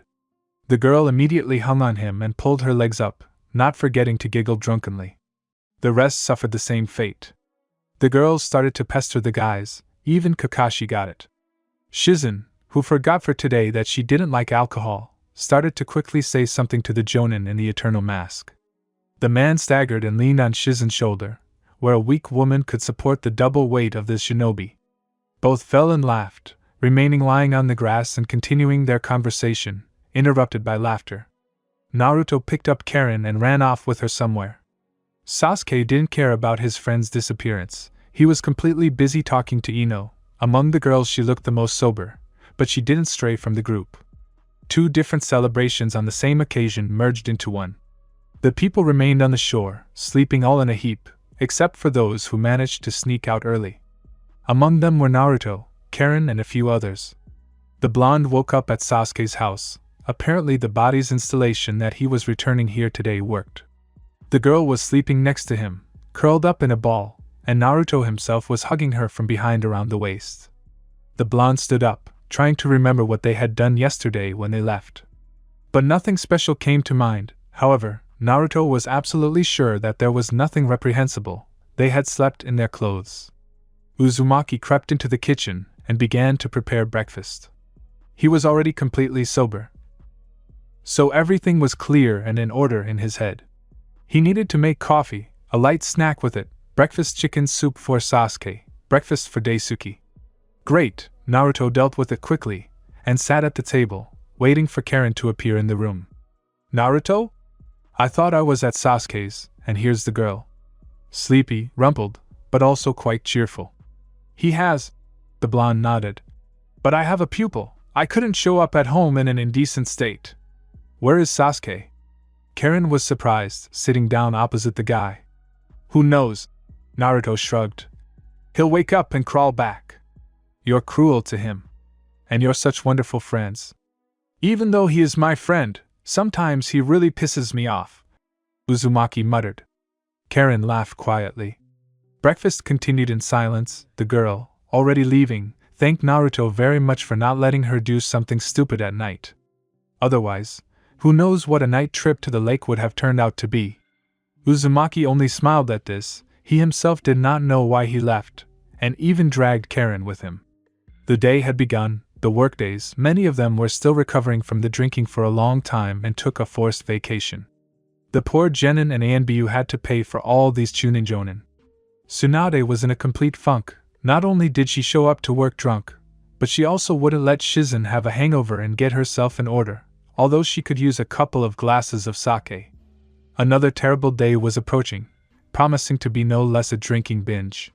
How the Konoha shinobi's liver would withstand it remained to be seen.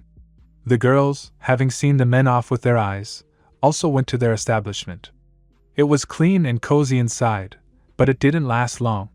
Tsunade, at first, made toasts, which greatly contributed to the rapid intoxication of the others. It became noticeably more cheerful. The girls and women came to life, began to chat and laugh intensely.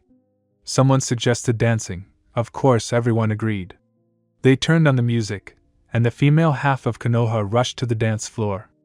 Those who remained at the table were either those who didn't know how to dance or those who drank, for example, Tsunade. The female Hokage had not had a reason to get drunk for a long time, so she called the waiter and ordered a whole row of sake from him, which she drank for the rest of the time.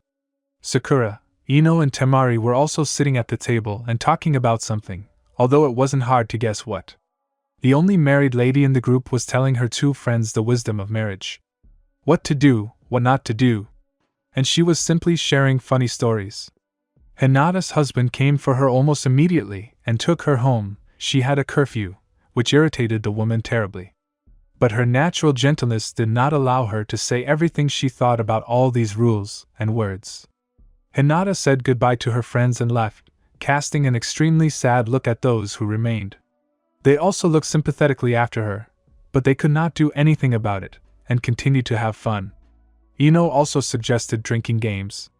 The girls had to tell something about themselves, an embarrassing moment, their first kiss, or something similar, and those who refused had to drink a huge glass of various contents. Spin the bottle wasn't interesting, so they changed it. It turned out to be fun. Hey, Sakura! Ino was now spinning the bottle, and it pointed at the blonde's eternal rival. Tell me, have you kissed Naruto or Sasuke? The other girls started making noise. I don't, the girl smiled, but they do. Remember that incident at the academy? Certainly.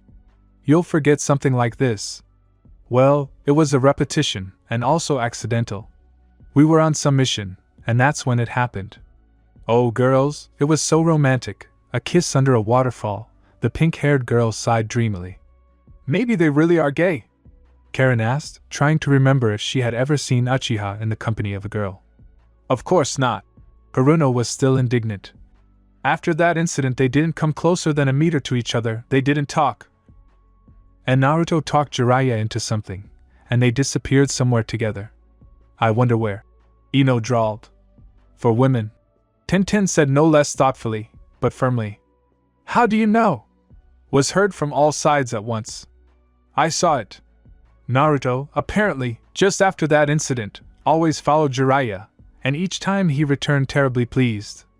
Well, it's good that our hero is of normal orientation, Ino giggled, Let's drink to our hero Naruto and his faithful, but terribly harmful friend, the ice-cold Sasuke. Let's drink! The girls grabbed their glasses and drank the contents in one gulp, and immediately burst out laughing. And let's drink, said Tenten, noticing how Ino was pouring new portions to Sakura. For the fact that she was able to make a man out of Sai, and not only that, she managed to get him for her eternal use. Let's congratulate Sakura. You're great! Ha ha ha! Congratulations! They drank again and laughed again. There were other toasts and other games. Various funny and ambiguous stories. Tsunade also generously shared stories about the Sannin trio, how they drank together, and what they did drunk. With that famous story, when Tsunade almost killed Jiraiya for peeping, it turned out that Orochimaru and Jiraiya went to the wrong section of the bathhouse. They were bored, and they came to Tsunade together, but only Jiraiya got into trouble. All this happened at night, and of course drunk, Ero-san himself, with Naruto's help, this nickname became very firmly established in the everyday life of the Konoha people, although he suffered, but the woman quickly healed him. So they stayed in the same bathhouse, and what happened next, history is silent. Tsunade admitted that she does not remember. The girls liked the story and decided to go for a swim too, but no one wanted to go to the baths, and Karen said that they could go to the lake outside the village. The red-haired girl, as a first-class censor, felt perfectly well that the guys were there too, but she kept silent. The girls ran out onto the shore laughing and noticed the boys. Sakura immediately went to her fiancé, and all the girls found a partner. Ino remained standing aside, watching the boys with surprise and interest. Kakashi fell with Shizen, Naruto dragged Karen somewhere, and Ino was left alone and sat down on some log, still watching her friends. "And why are you sitting alone?" The blonde heard a familiar voice, from which all the ice had gone, leaving only mockery. "No?" The girl smiled slyly, turning to the man who had approached. "It's dangerous," he answered calmly and sat down next to her. "So you mean you're going to protect?" "Will. Thank you." The girl leaned over and kissed the brunette on the cheek. In the darkness it was difficult to see the satisfied smile that slid across the lips of the dark-haired guy. "Let's have a drink." He touched his fingers to the tattoo on his hand, and a bottle and glasses appeared from the seal. Naruto is a treasure trove of information and extravagant ideas. He chuckled at the blonde's slightly stunned look. The girl giggled and took the full glass from the Uchiha's hands. "I won't drink to Sakura and Sai." Then Sasuke grinned slyly and glanced at Ino. "To us?" "For us," Yamanaka answered uncertainly, clinking the rim of her glass with Sasuke's. We drank and continued our leisurely conversation. "You've changed, Sasuke," the girl said thoughtfully. "Perhaps." The man shrugged, looking at the surface of the lake. A rather comfortable silence hung in the air. The people gradually dispersed into pairs. Some were already sleeping right on the ground, some, like Sasuke and Ino, were sitting on logs provided by Yamato. The former ANBU man himself had disappeared somewhere. "Ino," Uchiha quietly called to the thoughtful girl. Will you date me?" "What?" The girl was in complete confusion. Yes, in the academy they all ran after Sasuke. Having become genin, it was entertainment for Ino to pester Sakura. However, having grown up, the girl threw all these thoughts aside and practically forgot about Sasuke. During the war, she had no time for love. But after the war, she no longer even thought about winning the heart of the last Uchiha. And then such questions. "I will," Ino answered, smiling. "Why not?" Sasuke is the head of the clan, a strong shinobi, handsome, and now not so cold. Also, from Sakura's words, Ino knew that Sasuke is also caring, only he will veil his care so that an outsider would not even think that it was her. Rather, they will condemn her for her cold attitude towards her comrades. Ino had always been determined and combative. And now, taking a deep breath, as if before diving into the water, she approached the brunette and kissed him carefully. For now on the cheek. Sasuke hugged her in response, pulling her closer and throwing one side of his jacket over the girl's back. "Thank you." Yamanaka smiled and gratefully lowered her head onto his shoulder. A little later, they both found themselves on the ground, and using a log as a support for their backs, they sat hugging each other and fell asleep. The fun days were over, and the usual gray everyday life began. Many shinobi ran away from the village on missions, including Naruto and his students. He barely managed to get another normal mission from Tsunade. The woman was already tired of proving something to the local hero, so she simply waved her hand and handed the blonde a pretty decent C-rank mission. Daisuke was getting used to living with someone else, and he was simply amazed. Both Naruto and Sasuke turned out to be very cheerful people. Not a single day passed without these two starting some kind of childish argument, which, as expected, ended in a fight. A couple of times it came to the hospital, where both men received a scolding from Sakura, and a slap on the back of the head from Tsunade. In addition to watching his guardians, Daisuke began training with both of them. Naruto taught him everything, and Sasuke taught him how to use the Sharingan.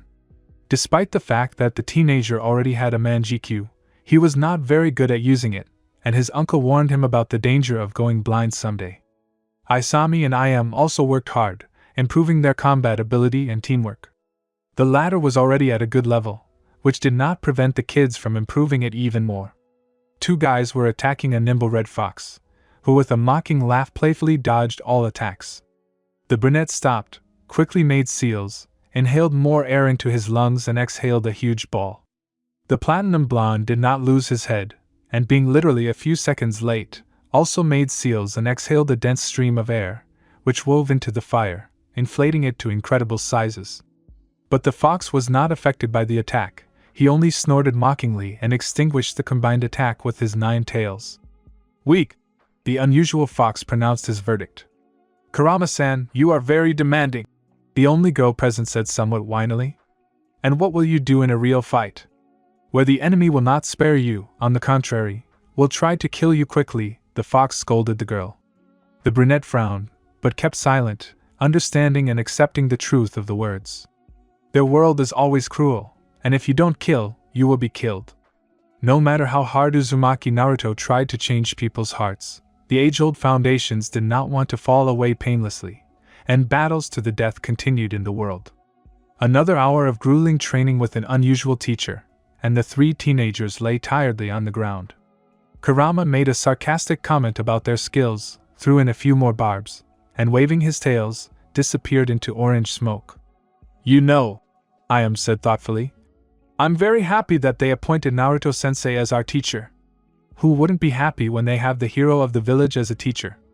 Isami responded mockingly. Daisuke just chuckled meaningfully. Hey, Dai! Someone shouted from the fence surrounding the training ground. Daisuke winced slightly. He didn't like the abbreviation of his name, and stood up. Hello? We have training. Haven't you forgotten? Uncle Daisuke smiled slightly. You'll forget it here, the guy muttered. And where's Naruto-sensei?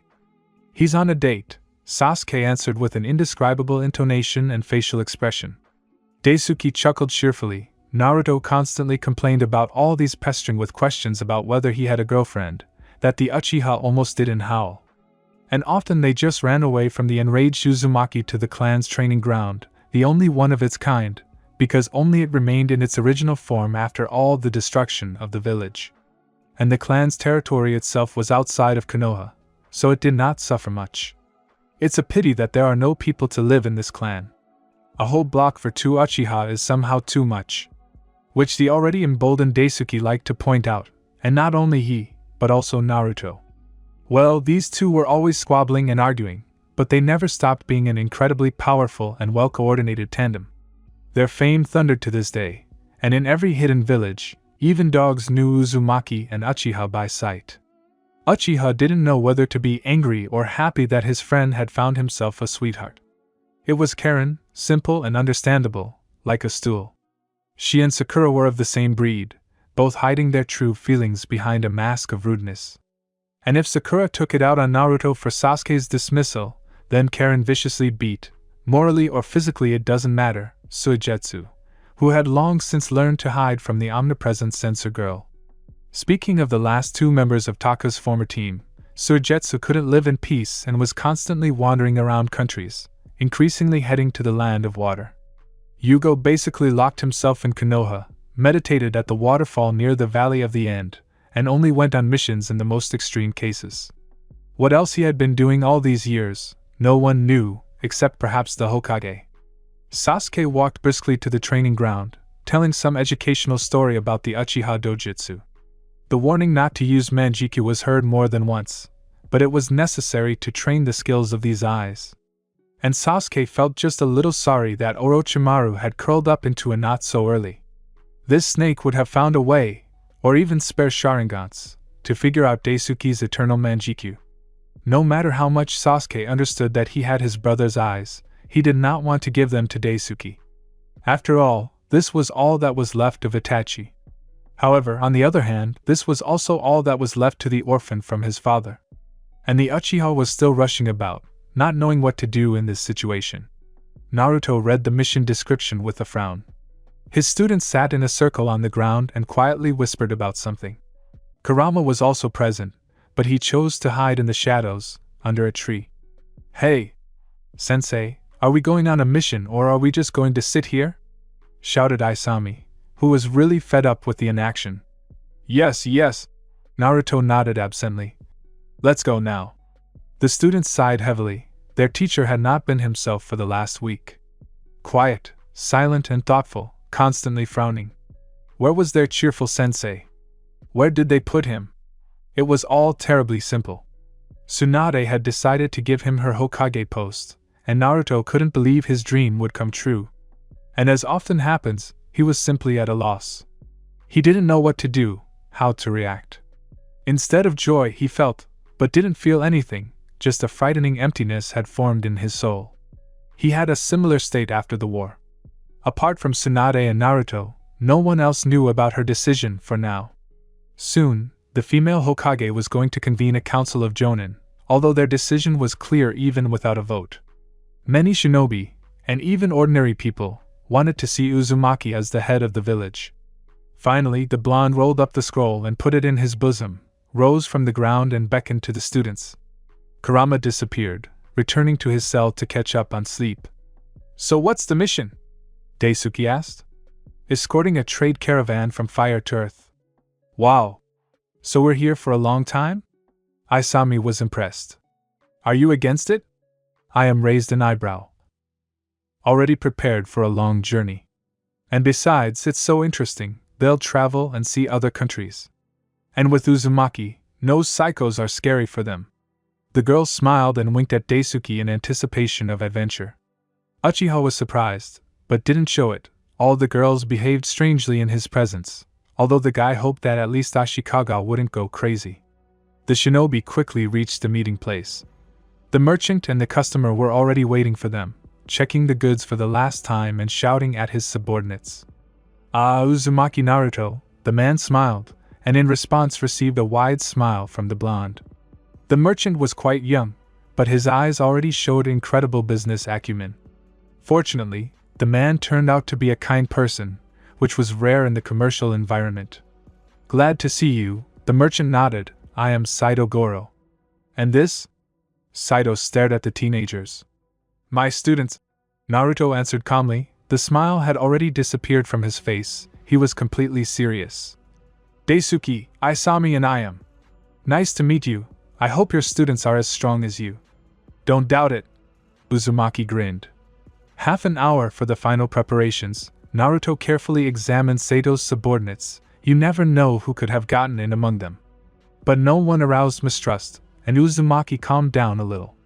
The caravan set off. They walked all day to the border of the country, and as soon as they crossed it, kunai, shurikens, senbons flew from the trees at Daisuke and Isami walking ahead. "Why is it always like this?" Isami exclaimed sorrowfully, snatching his swords and, running chakra through the blades, repelled the first volley of weapons. Daisuke also didn't waste any time and was already pouring fire on the trees. The criminals showed up and the fight began. "Granny, are you crazy?" The tall blonde man asked confidentially and very tenderly, looking into the eyes of the woman sitting at the table in front of him. "What are you saying?" She waved her hands, her whole appearance showing carelessness. "How do you imagine?" "And suddenly I'm a teacher," the blonde howled, running both hands through his disheveled wheat-colored hair. "Simple." The woman got angry. She stood up menacingly. Her lush bust swayed dangerously. "This is not up for discussion. You are now the captain of the genin team. Period. You are free. Tsunade had been thinking about this decision for a long time. For several years, Uzumaki, the village's strongest shinobi, had been tormenting himself with constant missions. He will take one of the most difficult ones, go alone, complete it, come back crawling and covered in wounds, barely recover and take on the mission again. The first to contact with an alarming letter was Kuratsuchi, who was considered Naruto's girlfriend in unofficial circles. He saved her from certain death during the war. She helped him later on a mission. That's how their relationship began, only they never confirmed whether they were dating. Then Sakura and Shizen came to Tsunade, complaining about Naruto. All the main supply of medicines and other medical supplies were spent on him. But not only that, they were also worried about the moral state of their friend and hero of the village. Then came Kakashi, Sai and Yamato, all with the same thing. Worry about Naruto, with whom they recently went on a joint mission. What they experienced there, my hair still stands on end. When Sasuke arrived, who returned to the village because he had nowhere else to go, Tsunade also became worried. Uchiha and his team Taka, after the war, did not know what to do. Naruto just looked coldly at his best friend, shrugged and said in an icy voice, "Do what you want, I don't care." Sasuke was speechless from such treatment, wanted to kill Naruto, Konoha, generally destroy this whole world, but then he calmed down and came to Tsunade. The slug princess listened to the renegade, scolded him, beat him and handed all four of them protectors with the leaf. So the Sannin thought hard, in front of a battery of sake bottles, drank, thought some more, drank some more and decided to foist a team of genin on Naruto. Maybe, out of concern for the small shinobi, he would stop rushing into battle